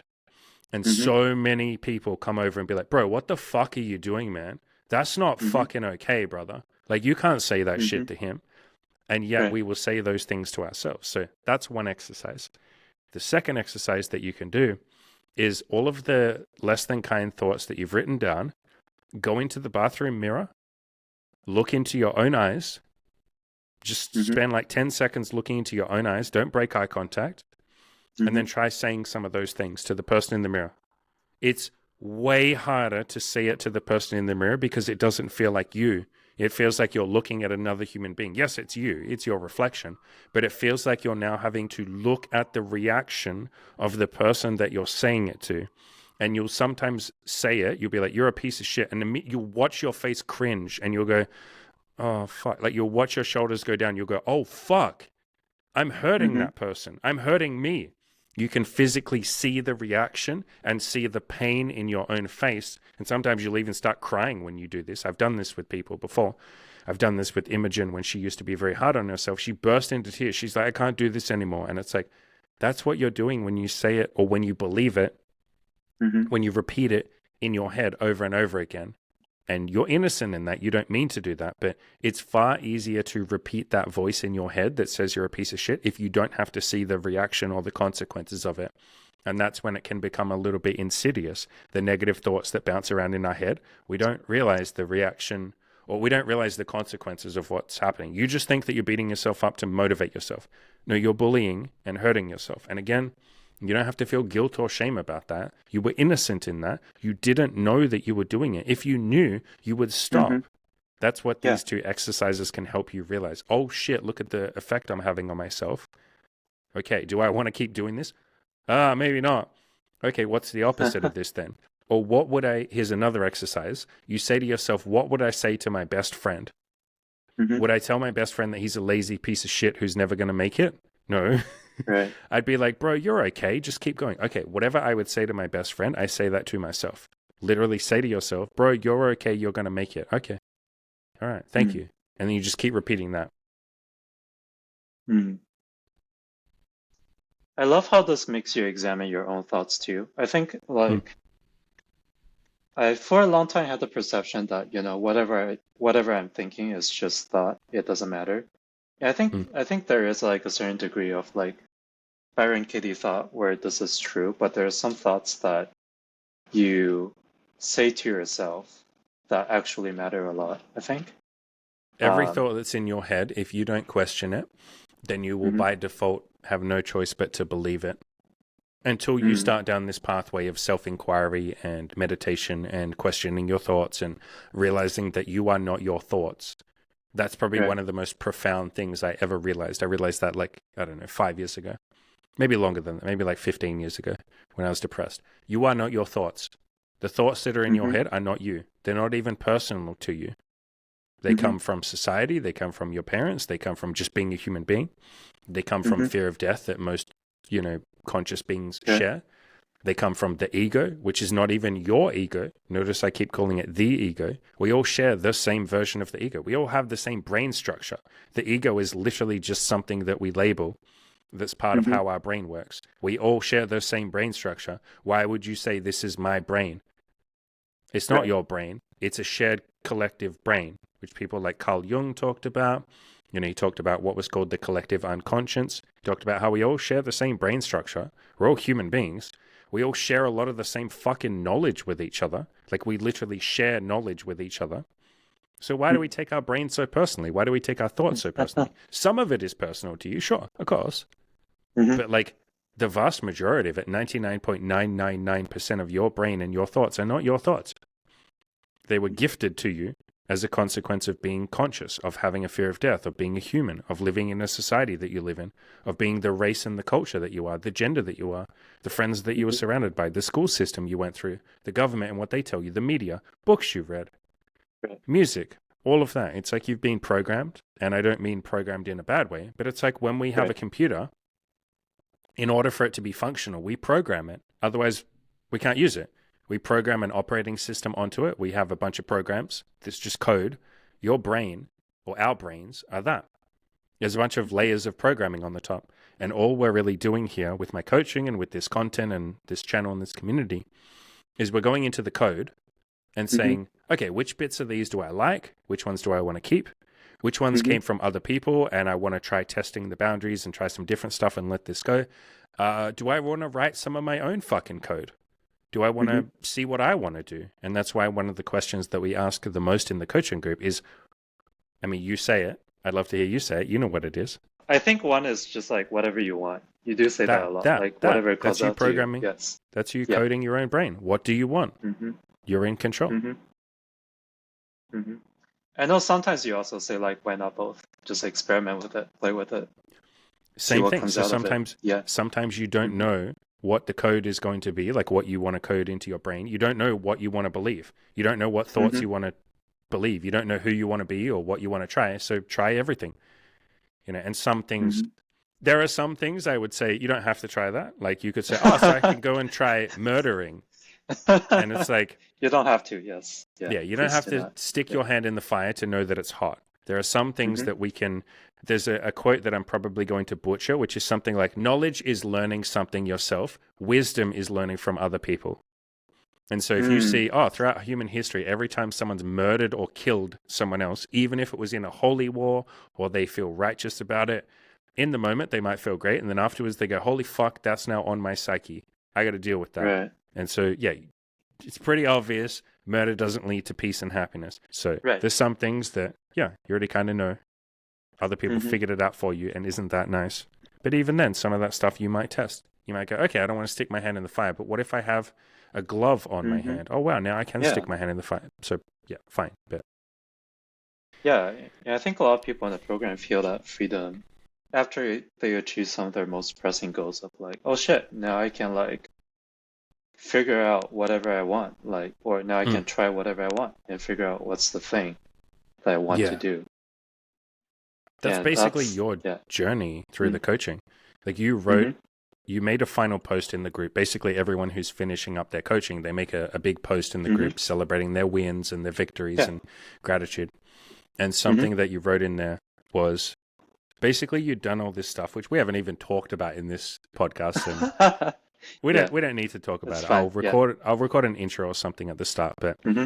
you had some sex, you went to like an orgy, you did some crazy shit, and so Mm-hmm. you did some of those things that you wanted to do. You did all the things you wanted to do, and then Mm-hmm. you eventually said, my values and the things that are important to me have shifted to like Mm-hmm. tranquility, understanding, Mm-hmm. honesty, like Mm-hmm. connecting with people, exploring things and trying things.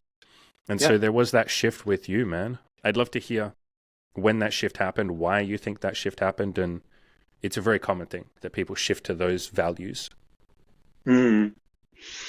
Yeah, I think for me, one of the big turning points came from what we discussed before, which is like feeling like there's abundance Mm, in an area that I previously feel blocked and felt needy about. Gave me a lot of peace of mind and presence to think about, hey, what actually makes me happy though? mm. Like, now I'm not, in some sense, like starving in some way. Starving is a weird metaphor because I don't, need the thing. I know what you mean, but it can be hard Yeah, to convince a guy who's walking around in the desert that there's yeah, water just over the hill, or that he has water right now if he'd just stop for half a second and like wait for yeah, it to rain. It can be very hard yeah, to see. You get myopic when you feel like you yeah, yeah, need yeah, something. yeah.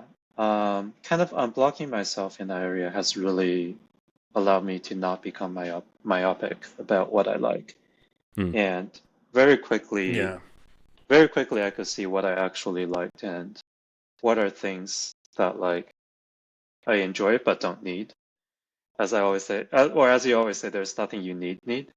But I get to see various levels of preferences Yeah. around different things, and certain values just very quickly fall into place. One of the other things, and I made a post. This was like one of the posts, like during the middle of the coaching, where there was a time during the coaching program where I was very fearful of letting go of these like almost like think of them as like peak life experiences that I have to have. I was fearful that like once I realized that I didn't need them, then I won't be motivated to achieve them. Mm. But I still wanted those experiences as the person who was looking into the future and seeing that potentially happening, to see Mm. that I potentially abandoned these goals. It was kind of like a weird spiritual puzzle, and I think you and the rest of the coaches were very right to say, just explore both. Like, just work on your spirituality and work on your goals, and Mm. whichever one comes first, either way, you win. I had a I had an experience kind of in those weeks where one of the goals I had, or one of the experiences I really wanted to have, yeah, this is something that, yeah, definitely feels very personal. Is that ever since I was a kid, I had these really, really intense crushes on people. Mm. Um, in therapy, there's this phenomenon called limerence, where people develop extremely strong crushes on people. to the point that like some people get it to the point that they can't really function. They can't work their job. They don't like feed themselves really much. They just like subsist. I have that to some degree where I crushed really, really, really, really hard for someone. And basically I can't stop. I obsessively think about that person. And one of the experiences I wanted to have was that because that experience of being with that person feels like so important to someone in that Mm. limerent state, I wanted to like get with that person at least once. Like whoever was that person I was crushing on at the time, at least once, to like consummate it in some ways. Actually, throughout the entire coaching program, I know who that person was. And in those few weeks, that person got with someone else. And to me, it was obvious, okay, like I won't get that thing, at least with this person. Mm. And I felt very sad that day. Well, on that day, I got home and I live with a community. Like, I have a lot of close friends who I live with. And I got home, immediately someone welcomed me. He saw that I was, maybe feeling a little sad when he asked about my day. We talked, he gave me a hug, he was there and listened. I talked to other friends who were having fun and just like immediately like bounced back from all this like ambient warmth and love Mm. in this community that I'm in. I make Mm. it sound like a hippie community, but it's not. It's just like a really cool group of friends. And by the end of the day, when I went to bed, I was like, oh shit, I thought I would be like crushed. I thought I would be like bawling, like unable to like do anything other than like watching TV or like maybe unable to even just do anything. But here I am, like I'm going to bed and like I gave hugs to my friends and I feel like pretty okay. I feel peaceful. I mean, I won't say I was like completely not sad, but I was a little bit sad and it was fine. And that experience made me realize that I don't have to be afraid of regret. Mm. I think I had that fear that regret's gonna send me into a spiral. And maybe in the past, there were times that it came close to, but now I realize, wait, like regret's not that scary. Like I get sad for a little bit and I move on. And all of a sudden, all of those other like fancy goals that I made up for myself that I think I have to have that experience kind of fell off because I realized that I was pursuing them so ardently or obsessively, or I was so fixated on them because I was afraid that I would regret not achieving them. Mm. But that regret's not that scary anymore. So it's just like, oh, okay. I Yeah. guess like these are still nice, but I don't need it anymore. Yeah. It's like the fear of the emotion. The fear of the thing is often worse than the thing itself. We said that earlier in this podcast. Fear of regret is way Absolutely. stronger than actual regret. And Yeah. Mm-hmm. when you're spiraling, like Mm-hmm. with an emotion, when anyone Mm-hmm. is spiraling, the bit that really causes you panic is a Mm-hmm. fear of what if this gets worse or what Right. if this never ends? And so Mm-hmm. again, you're not actually, it's not so much the emotion, it's the fear around it, it's the stories around it, the thoughts around it.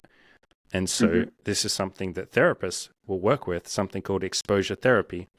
They'll give Mm-hmm. you a tiny little bit of that feeling or that thing that you're scared of, Yeah. regret or spiraling or pain or whatever.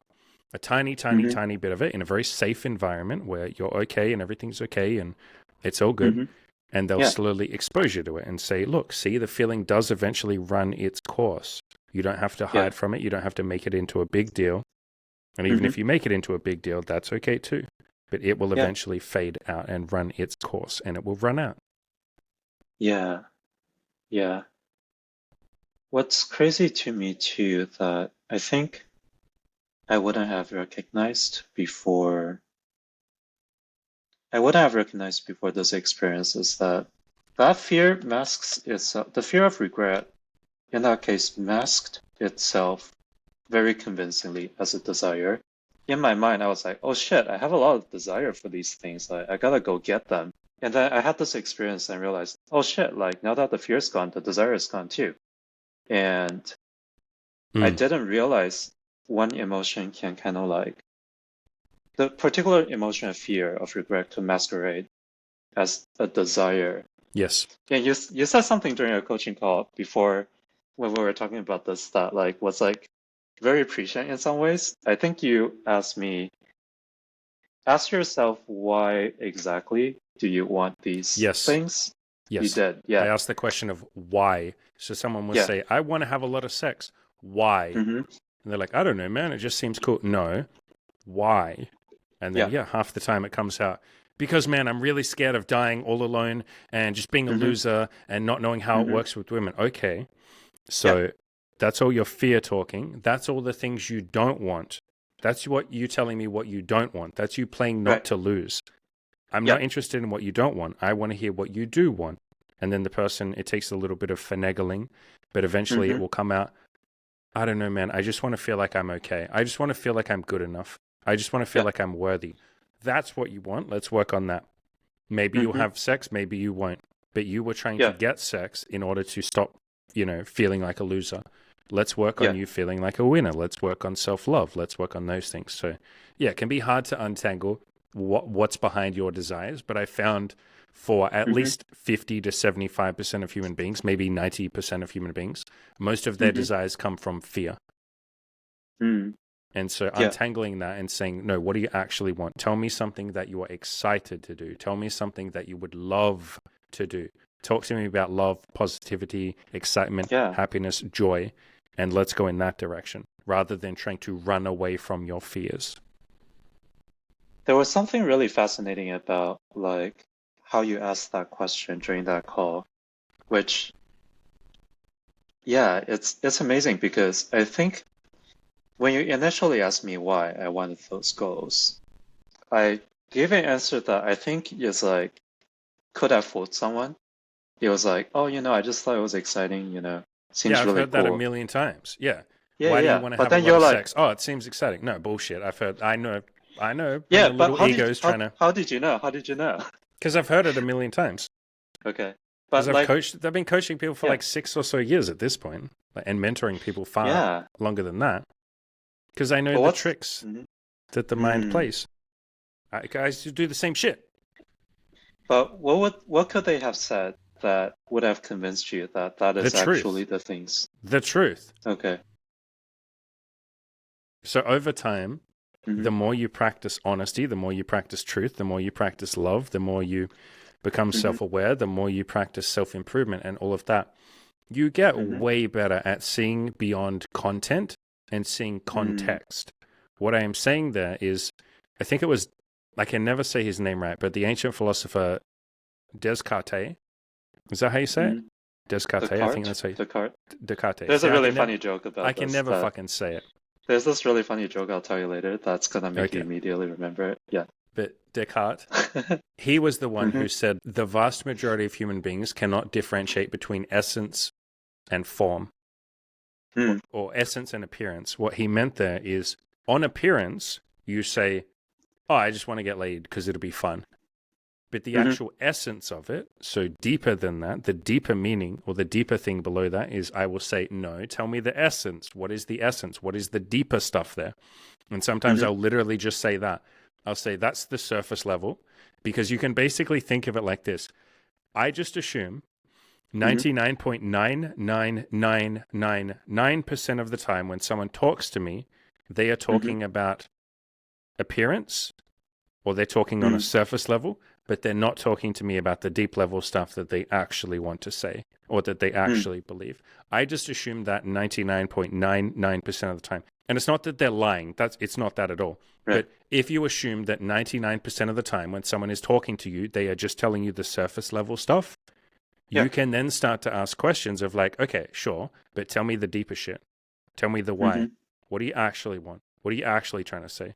Or you'll hear me say this sometimes. I'll say, no, what is your intention right now? Because a lot of the Mm-hmm. time when people are talking, again, like 99% of the time when someone's talking, they'll tell you what they think they're supposed to say, or what is socially correct or politically correct, or what they think you want to hear. And so I'll say, Mm-hmm. no, what's your intention right now? Mm-hmm. You're saying this thing to me, but what are you actually trying to get? What is your actual deeper meaning here? What's your deeper intent? And then they'll open up to me and say the thing that they actually want. So I just by default assume that everything that everyone says to me is the surface level stuff, because it can be quite scary to be autistically honest or deeply honest. And that is probably one of the reasons why I love working with people on the autism spectrum. I'm probably on the autism spectrum myself because they Mm-hmm. tend to, not always, but they tend to be a little bit more deeper in their honesty, a little bit more of the deep shit. Because a lot of people on Mm-hmm. the autism spectrum don't know how to do this shallow surface level shit. And I'm like, great, let's get that out of the way. You can't even do that. Awesome. Tell me the deep shit. And they're just like, okay, Amazing. here's the deep shit. So yeah, if you just assume that what most people are saying is like the beginning of the truth, and then Mm-hmm. it's almost like the tip of the iceberg. So again, Yeah. I'm not saying that most people are lying to each other. That is not what I'm saying. I'm saying Yeah. they're sharing the tip of the iceberg of honesty, and you say, okay, that was the tip of the iceberg. Brilliant, beautiful. What's underneath that? And then they go, oh, underneath that. I didn't even know there was anything underneath that. And you're like, no, come on, there is. Let's dig. And then they dig with you, and they get down there and they go, oh, holy fuck. Okay, well, what I actually want is to be happy, and I want to have a Mm-hmm. positive impact on the rest of the world, and I want to feel like I mattered. Okay, Yeah. that's what you want. Or I just want to feel more love, man. I'm just sick of being alone. I just want to feel some love, man. I just want someone to love me, and I want to be able to love them. Okay, that's what you want. It's not just about getting your dick wet. Or people who say, I want a Lamborghini and lots of money, and I want people to respect me, and I want a lot of followers. It's like, you don't want that. What do you want? Come on, what do you want? Right. Well, just fuck, man. Okay, look, when I was in high school, I was bullied, and everyone told me Mm-hmm. I was a loser, and I felt like I was Right. never going to make it. My parents, fucking domestic violence hit me every day. I've always felt worthless, Mm-hmm. and I just want Mm-hmm. someone to tell me that I'm worthwhile. Okay, so what you want is to feel Mm-hmm. worthy. Is that correct? And they go, Right. yeah, man. And I go, okay, do you think that that's going to come from the rest of society because you got a Lamborghini? What do lots of people say when you get a Lamborghini and money? They go, fuck that guy. He thinks he's better than me. He's a piece of shit. Fucking rich people don't. And so you're probably less Yeah. likely to get the things that you want. If you want worthiness and love, who is Mm-hmm. someone that you spend 24 hours a day, 7 days a week with? And they're like, oh, who? I don't know. And it's like, keep guessing. Who do you think it is? And they pause for a bit and they're like, wait, me? And it's like, yeah. So who would be in the best position to give you love? Who would have the most time and Mm-hmm. opportunity to do it? Is it going to be strangers on the internet? No, they got shit to do. They're busy. They're Yeah. busy worrying about themselves and getting themselves their own Lamborghini and money and girls and Mm-hmm. sex and all of that. Is it your family? No, they're probably going to fucking die one day. Your parents will die before you, probably. So it might not be them. So who has the best opportunity or who's in the best position to give you that love and that worthiness? It's you. So why don't you start there? Mm-hmm. And so, yeah, getting to that deeper shit, man. So to answer your question, I just assume that everybody's giving me 10% of the truth or 1%, like the Yeah. start of the truth. And I want to pull that thread and see what unravels. I just assume that about every conversation ever, all the time, unless it's someone that we have a track record of talking about deeper shit. And that's the coaching program. A lot of the time in coaching program, after someone's been there for like 4 weeks, I just Yeah. assume that most of what they're telling me about is the deeper stuff. Oh, I see. And I think too in some way you can tell if someone joined the first call and it's like I was bullied since high school and like, my parents hit me every day.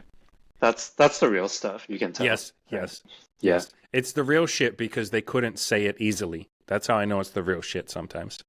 Oh, okay. So if someone's just like, oh, I just want to get laid and like, I just want to get lots of pussy.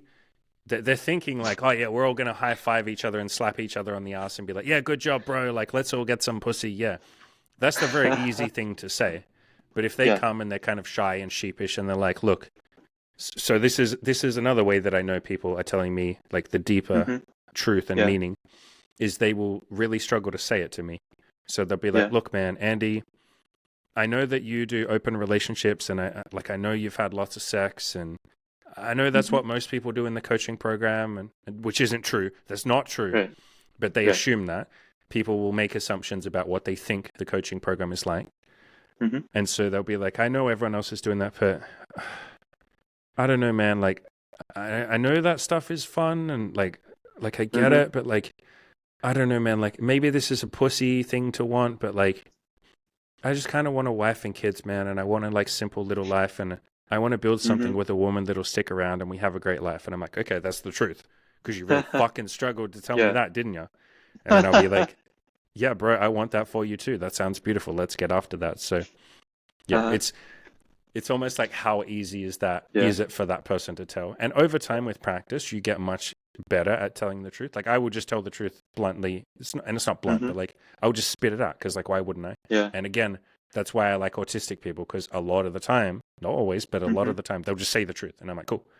So it's something that you can definitely practice, having those deeper conversations and being deeply honest and talking about the bottom of the iceberg rather than the 1% tip. Mm. Basically what I'm saying here is, look, ready? Yeah.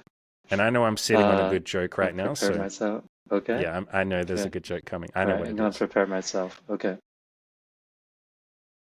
That lines up with my joke too, because you're going to have to prepare yourself for this, because the vast majority of human beings, they've only been walking around giving each other the tip. I'm telling you that the vast majority of human beings are waiting for you to give it deep and long and all of it. So prepare yourself. I'm glad you prepared yourself for this. Yeah, human beings walk around giving Oh each my other the gosh. tip. And we walk around deeply unsatisfied, don't we? We're like, wow, man, Yeah. my whole life, everyone's just been giving me the tip. I just want to get fucked by the truth. I want to get fucked by that deeper meaning. I want someone to shove that big fucking iceberg of truth deep in my fucking pussy or my ass or my mouth or whatever. In my ears. I just want that Uh, truth. I'm sick getting the tip. And people are, that's man. it. That's a podcast right there. That's you got it. Okay, I'll Amazing. write that down. Stop giving people the tip and start giving them the deeper stuff. Amazing.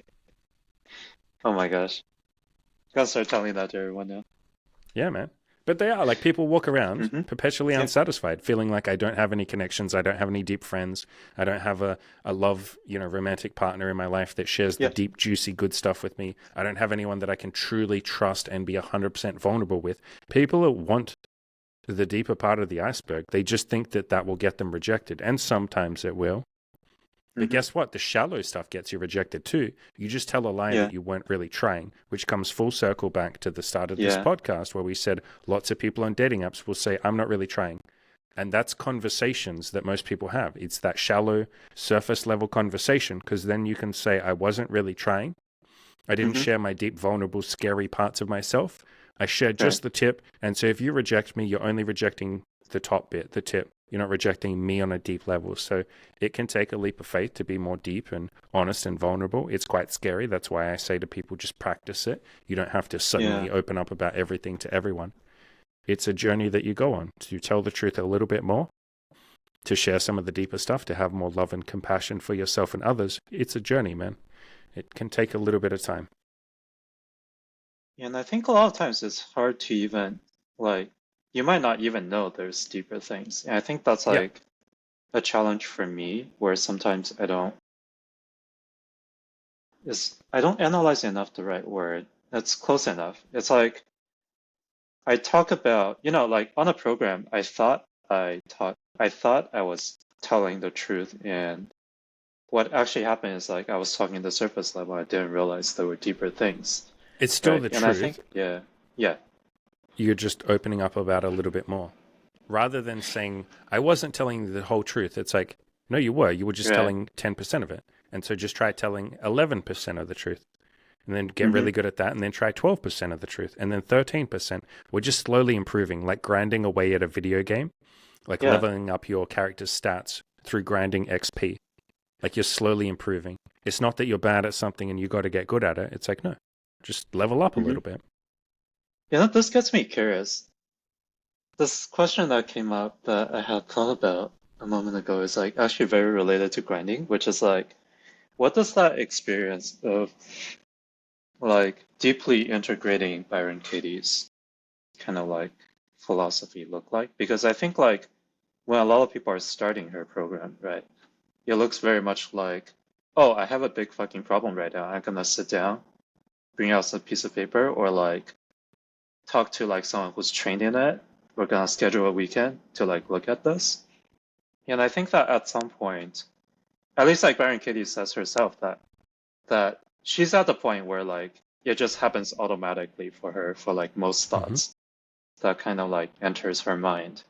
I'm very curious, like, what has like the start of that journey been for you, and like what does it look like now? So what you're talking about for everyone listening is Byron Hmm. Katie is basically a stoic.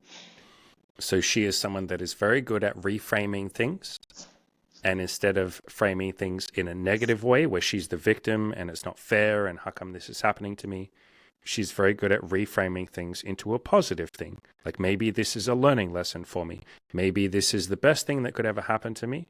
You know, like we Mm-hmm. talked about before, maybe reality Right. is kind and it's like a kind parent and it's not Mm-hmm. giving me everything I want because maybe there's a deeper lesson that's actually more beneficial for me. So that's Byron Yeah. Katie. She's a Stoic. The Mm-hmm. journey was one of the same journey as every other goal or every other hobby that someone might have, or a Mm-hmm. job or a profession, or going to the gym or socializing. At the start, you're not very good at the thing. Hence, give yourself permission Mm-hmm. to suck. Step 2 Right. is do it as a habit. Take baby steps every day. Just do it a little bit each week and do it Mm-hmm. more and more. And at the start, that takes effort. That takes you not making, but like there's a Mm-hmm. little bit of impetus that you have to use to push yourself over the, Right. I guess you would say, inertia. It takes you a little bit of effort to make it into a habit. Eventually, like any habit or Mm-hmm. any hobby or any activity, you do it enough times and you just become that activity. You're no longer doing it, you just are that thing.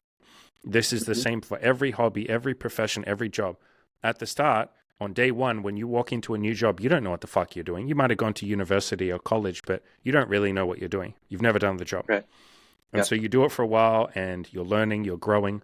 And at some point, you start telling people that you are that thing. You literally identify as that thing. You become that thing. You say, I am a software engineer.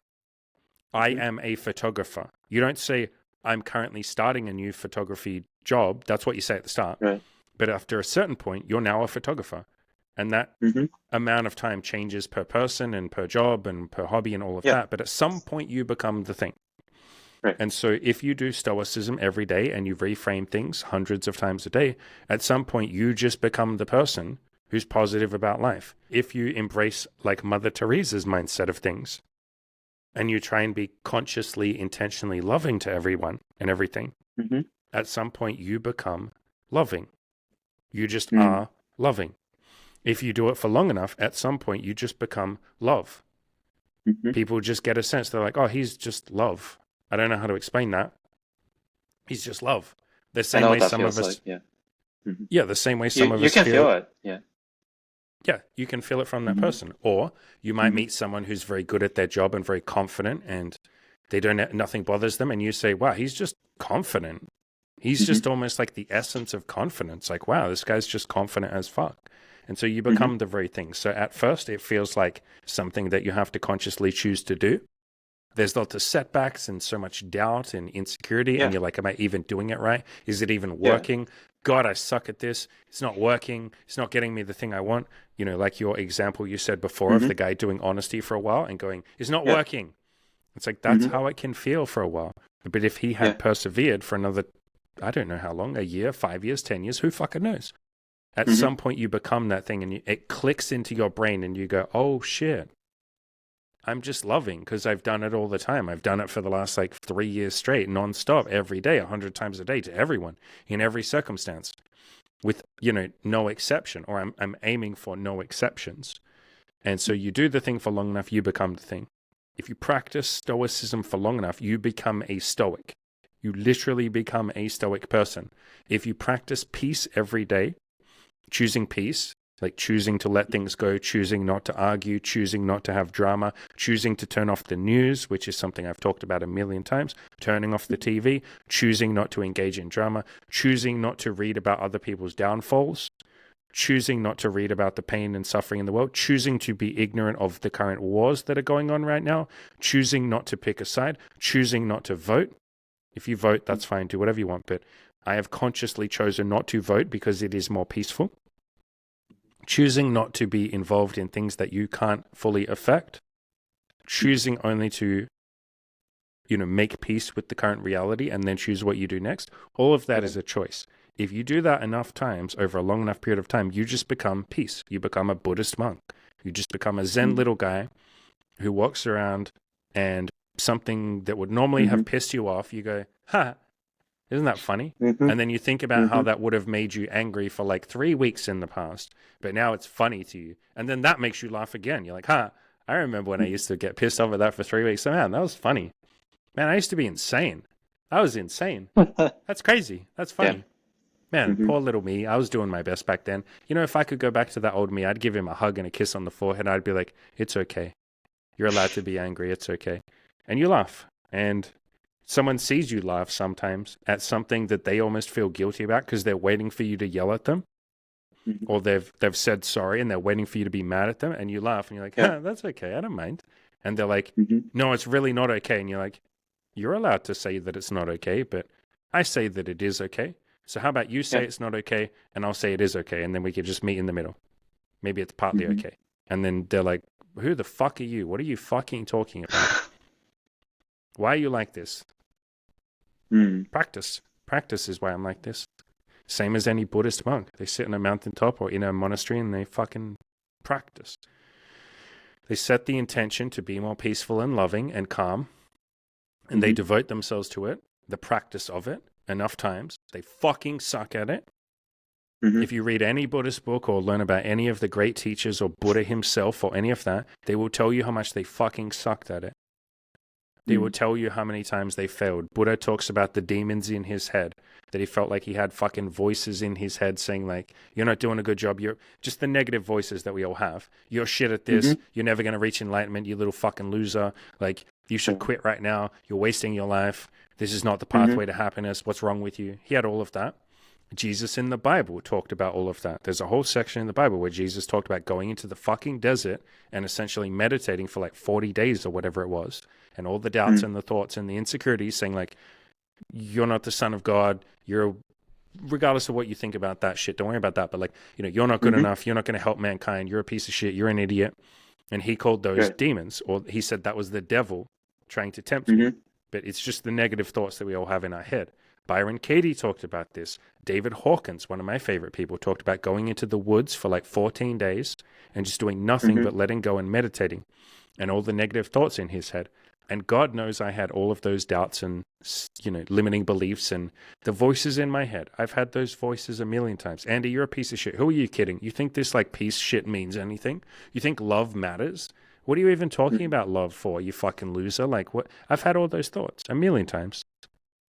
I just choose to then keep going in the direction of peace. Because why would I choose unhappiness over peace? Basically, if you do something long enough, Mm-hmm. if you dedicate yourself to self-improvement or love or happiness or truth or honesty, at some point you see enough positive feedback from it that when you have Yeah. those doubts, you go, fuck it. Like, yeah, I have doubts, but like, what else am I going to do? Yeah. Go back to lying?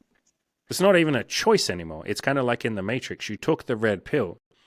You might Mm-hmm. have moments of doubt where you're like, fuck this, man. I wish I'd taken the blue pill. I could take the blue pill right now, but it's too late. Ah, fuck it. Okay, I already took the red pill. Let's go. Let's just fucking keep going then. Fine. I don't have a choice. I already signed up for this. I signed a contract on my soul or whatever. It's kind of like there's a Buddhist quote from the Buddha that says, once someone has heard of enlightenment, they have no choice but to seek it and eventually find it. And ignore the word enlightenment, but basically once you hear about Stoicism, or you hear about happiness, or you hear that you're allowed to be happy, you go, holy fuck, I'm not going to stop until I do that. Like, nothing else matters. That's the most important thing. Sometimes you'll get distracted from it. You'll get caught up in the stress of life and all of that shit. But like, it will always be there in the back of your mind. I want to be happy, or I want to be stoic, or I want to improve, or I want to be peaceful, or I want to be nice to other people. It doesn't ever kind of go away. Yeah. Really loving this conversation because like I think that a lot of audience members, like including me, can sometimes hear someone talk about how, a lot of it is about love and honesty and then think, oh, but that's for them. Like they don't know what my situation is like. And I've tried love and it didn't work, or I've tried love and it didn't work out in this particular scenario. And I think like talking about like the struggle and the dedication to that is like very eye-opening, right? It's not like I practiced and it just worked. Yeah, this Um, is a concept yeah. that every spiritual teacher has talked about since the dawn of time. And Hmm. Christianity, regardless of Hmm. what you might feel about Christianity, don't worry about that. There's a lot to learn Hmm. from Christianity and every religion. In Christianity, they have a concept that was by a guy called, I think it was Thomas Aquinas. It doesn't matter who it is. I Hmm. think it was Thomas Aquinas. Or it might have been St. John of the Cross. And it's called the Dark Night of the Soul. It's also known Mm. as spiritual Mm-hmm. dryness. And this is something that's on Wikipedia. Mm-hmm. Psychologists have studied this. This is like a very Yeah, yeah, yeah. It's common a thing. phenomenon. Yeah. Yeah. Where it basically means on your spiritual journey or on your journey of goals and just normal success, and you want to get Yeah. laid more, you want to make some more money, you have Yeah. moments where you have full of doubt, you're full of doubt, you don't think you're going to make it, you struggle, that voice in your head says you should quit, what's the point of this? Arnold Yeah. Schwarzenegger talked about this. He calls it the pain period. At the start, when you set a new goal, Mm-hmm. it's very exciting, you're very motivated, it's very novel and new, and Yeah. you have so much fucking energy and motivation. You're so excited about the future, and you Yeah. almost always, with a new goal, think Mm-hmm. that success is going to come way quicker than it actually will. Like you think, Yeah. 3 months into this, I'll have 10,000 threesomes and I'll have a Lamborghini, and yeah, it'll be great. Like Yeah. I'm going to make money fast. And what Mm-hmm. happens is, at some point, you get to the realization of like, wait, this might take a little bit longer than I thought it would. And this might be a little bit Yeah. more difficult than I thought it would. And there might be some challenges and roadblocks that I wasn't prepared for. People told me, but I ignored it. People told me Mm-hmm. about the dark night of the soul, but I didn't worry about that shit. People told me that like, yeah, you're not going to build a business, probably not, in like a year. It probably might take 5 or 10 years. I heard that Mm-hmm. and I was like, yeah, but you're stupid. I could do it better than you. And so, Yeah. the ego has to meet with reality. And reality says, hey, how's it going? This is how long this is going to take. And the ego goes, no, wrong. It should be quicker than that. And reality goes, well, okay, like prove it then. If it should be quicker, make it happen quicker. And sometimes you will. Like sometimes Mm-hmm. through sheer force of will, you'll do things that other people told you were impossible. That's obviously Mm-hmm. happened a billion times throughout human history. I talk about that a lot. That's In the like, coaching group, it happens a lot too. yes, Yeah. yes, There's yes. amazing people. Yeah. But then if it doesn't Amazing will. happen, Yeah. if Mm-hmm. it doesn't happen, like it's taken me, I'm still not financially consistent, is the way that I'd phrase it. I can pay my Mm-hmm. bills, I can pay Imogen's bills and Cam's bills, but I have to go through, or I choose to go through periods of like pushing the coaching where I'm like, hey, let's bring someone in, let's do lots of content, let's bring in some extra money. It's not like consistent and self-sustaining without me doing something to bring people in. Like it's always just lots of content. I go through periods where I do a lot of content, people come in. And Mm-hmm. so I've had in those moments, that thought that's like, it should be better than this. It should be easier than this. People should just give me money just because I want them to. And Mm-hmm. your ego, or that ego part of you, meets with reality, and reality says, hey, Yeah. I understand that's what you want, but this is the reality. Maybe you need to do more content. That's my case. It's like, all right, just help Mm-hmm. more people and they'll give you money. Easy solution. But sometimes the solution is not that obvious. And so in those moments, you have that like dark night of the soul where you're like, I'm trying so hard. I'm putting in Mm-hmm. all this fucking effort. And I have heard, that's probably the most common question I get. Andy, I'm trying so hard. Why is it not Mm-hmm. working? And it's like, Yeah. because you just had to do a bit more. You went outside and talked to 10 women. That's amazing. That's so Mm-hmm. beautiful. But like, you might need to talk to 100 women. Or you'll have guys that go, bro, I hit on 100 women and I went on like 3 dates, but I didn't have sex. And it's like, okay, then reality is telling you either go talk to 300 women or Mm-hmm. put more effort in on your dates, or improve yourself more so you look better, or work on your confidence and your social skills, or just be Yeah. more open and vulnerable and honest with these women. Yeah. Reality is telling you try something different, or keep doing what you're doing, but just do more of it. Like, or just Yeah. keep doing the same amount you're doing, but be more patient. Sometimes Yeah. that's what reality is trying to tell you. Reality is like in the process of handing you the thing that you want, and because it hasn't yet reached your hand, and you're like, Yeah. man, reality's never giving me what I want, and reality's like, yo, wait, I'm literally trying to hand it to you. Like, just Yeah. wait 10 seconds. There you go. There it is. You got it. Are you okay? Mm-hmm. You got what you wanted now? Just calm the fuck down. And it's funny because this is exactly what people do when they go to restaurants, don't they? Like, not everyone, but like, you'll see this in the Mhm. restaurant industry more than anything, particularly in fast food. Yeah. Where you pay for your thing, and then McDonald's or whoever is in the middle of making your fucking food, literally in the Yeah. middle of it. You can see them making it. You can see them giving other people food. And you're like, what's taking so long? And it's like, bro, just wait a little bit. Like, I'm going to give it to you.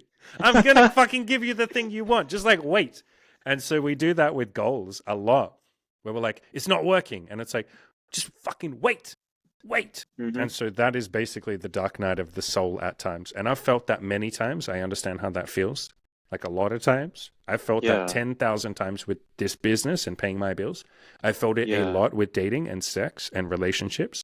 I felt Yeah. it a lot with stoicism. I felt Yeah. it a lot with being more loving to other people. There was a long period of time, I say long, maybe like a Hmm. year, where I would beat Hmm. myself up for not being more loving. And it's like, well, that's not very loving, is it? But Ah. I would literally get frustrated. And the thing that made me feel the best is like, okay, am I making some progress in being more loving and kind to other people? Yes. So Mhm. am I more loving than I was a month ago? Yes. Okay. Do I think that a month from now I'll be more loving than I am right now? Probably. Okay. Let me just surrender to that. Let's wait 1 month and then see if I'm more loving than this current moment. If I am, cool, it's working. If I'm not, then I will change something. And so that's, if people take nothing away other than that, whenever you're frustrated by your goals not happening quick enough or reality not giving you what you want, just say, okay, what if I wait a month or 3 months and Mhm. just see if I'm making 1% progress? Like, I might not get everything I want, but did I get slightly more? Or am I slightly more happy or slightly more confident or whatever it is? I'll wait a month and then you check. That's why in the coaching Yeah. group we talk about having a weekly accountability check-in. We're Yeah. basically saying work on your goal for 1 week, wait, and then at the end of that week, look back and say, did I make progress? Yes. Okay, cool. I'll make progress next week too. Or if the answer is I didn't make progress, okay, cool. Like, what do we want to change? What am I going to try differently? Do I want to do more of it? Do I want to do it differently? Do I want to just keep going for another week and see what happens? Sometimes that's the answer. So, yeah, all of these different ways. I Mhm. feel like I could sit here and talk to you for another 2 hours, but I have Mhm. learned from having done podcasts for long enough and interviewing other people for long enough that the best thing Mhm. that you can do for each other and for the audience is to end on a high note. And Mm. so let's start wrapping up.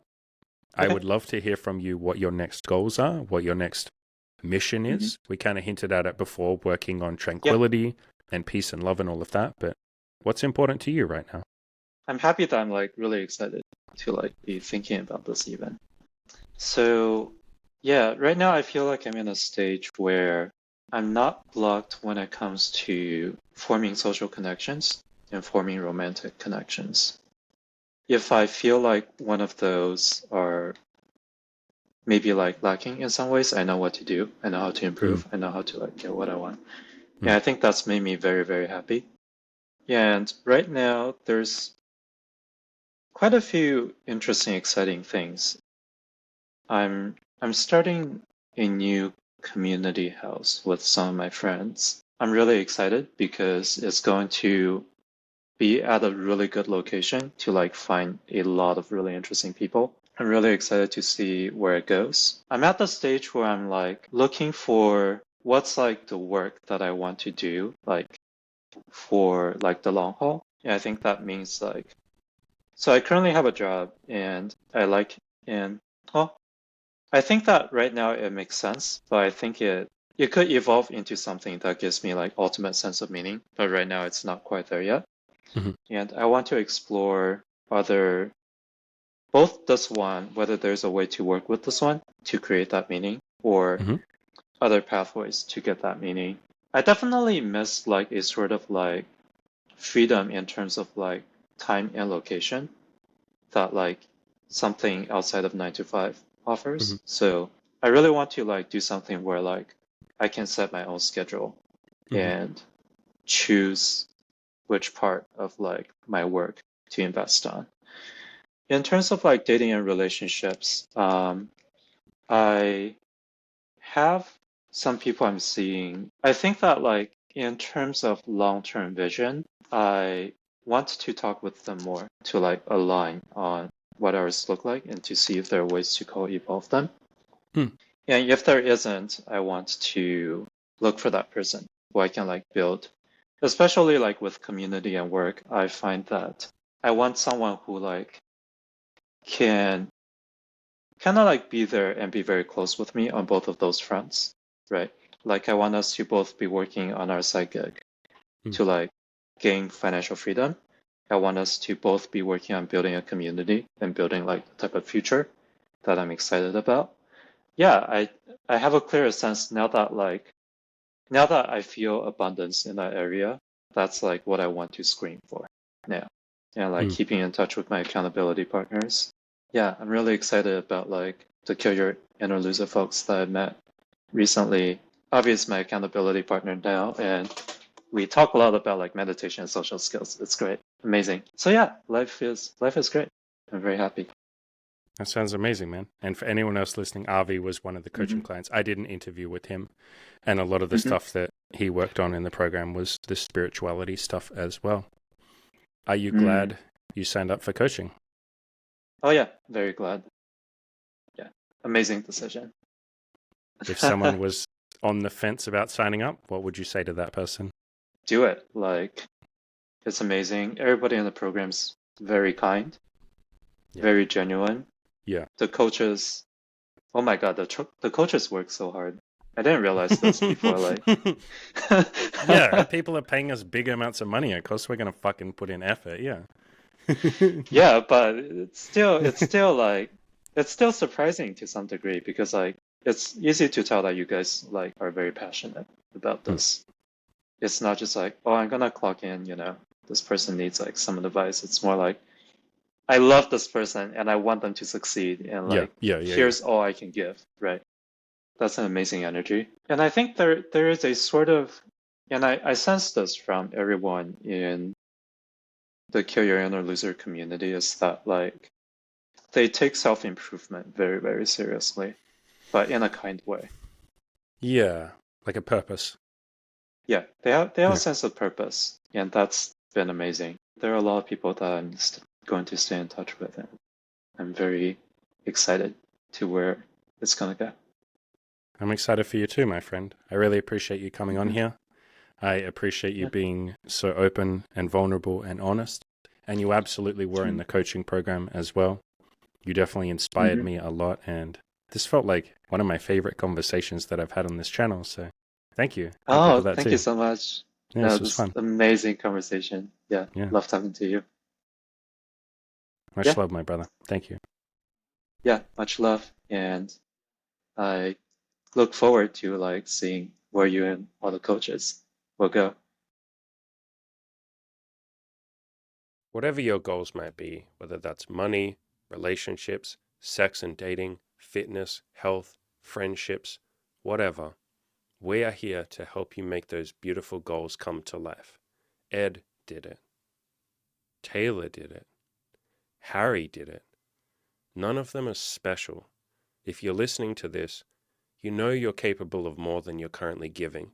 You already want something more than what everybody else around you seems to be content with. You want to achieve more, be more, give more to the world. You know it, and I know it. You're destined for something beautiful. Click the link to the coaching in the description below and let us help you get there. Happiness starts today.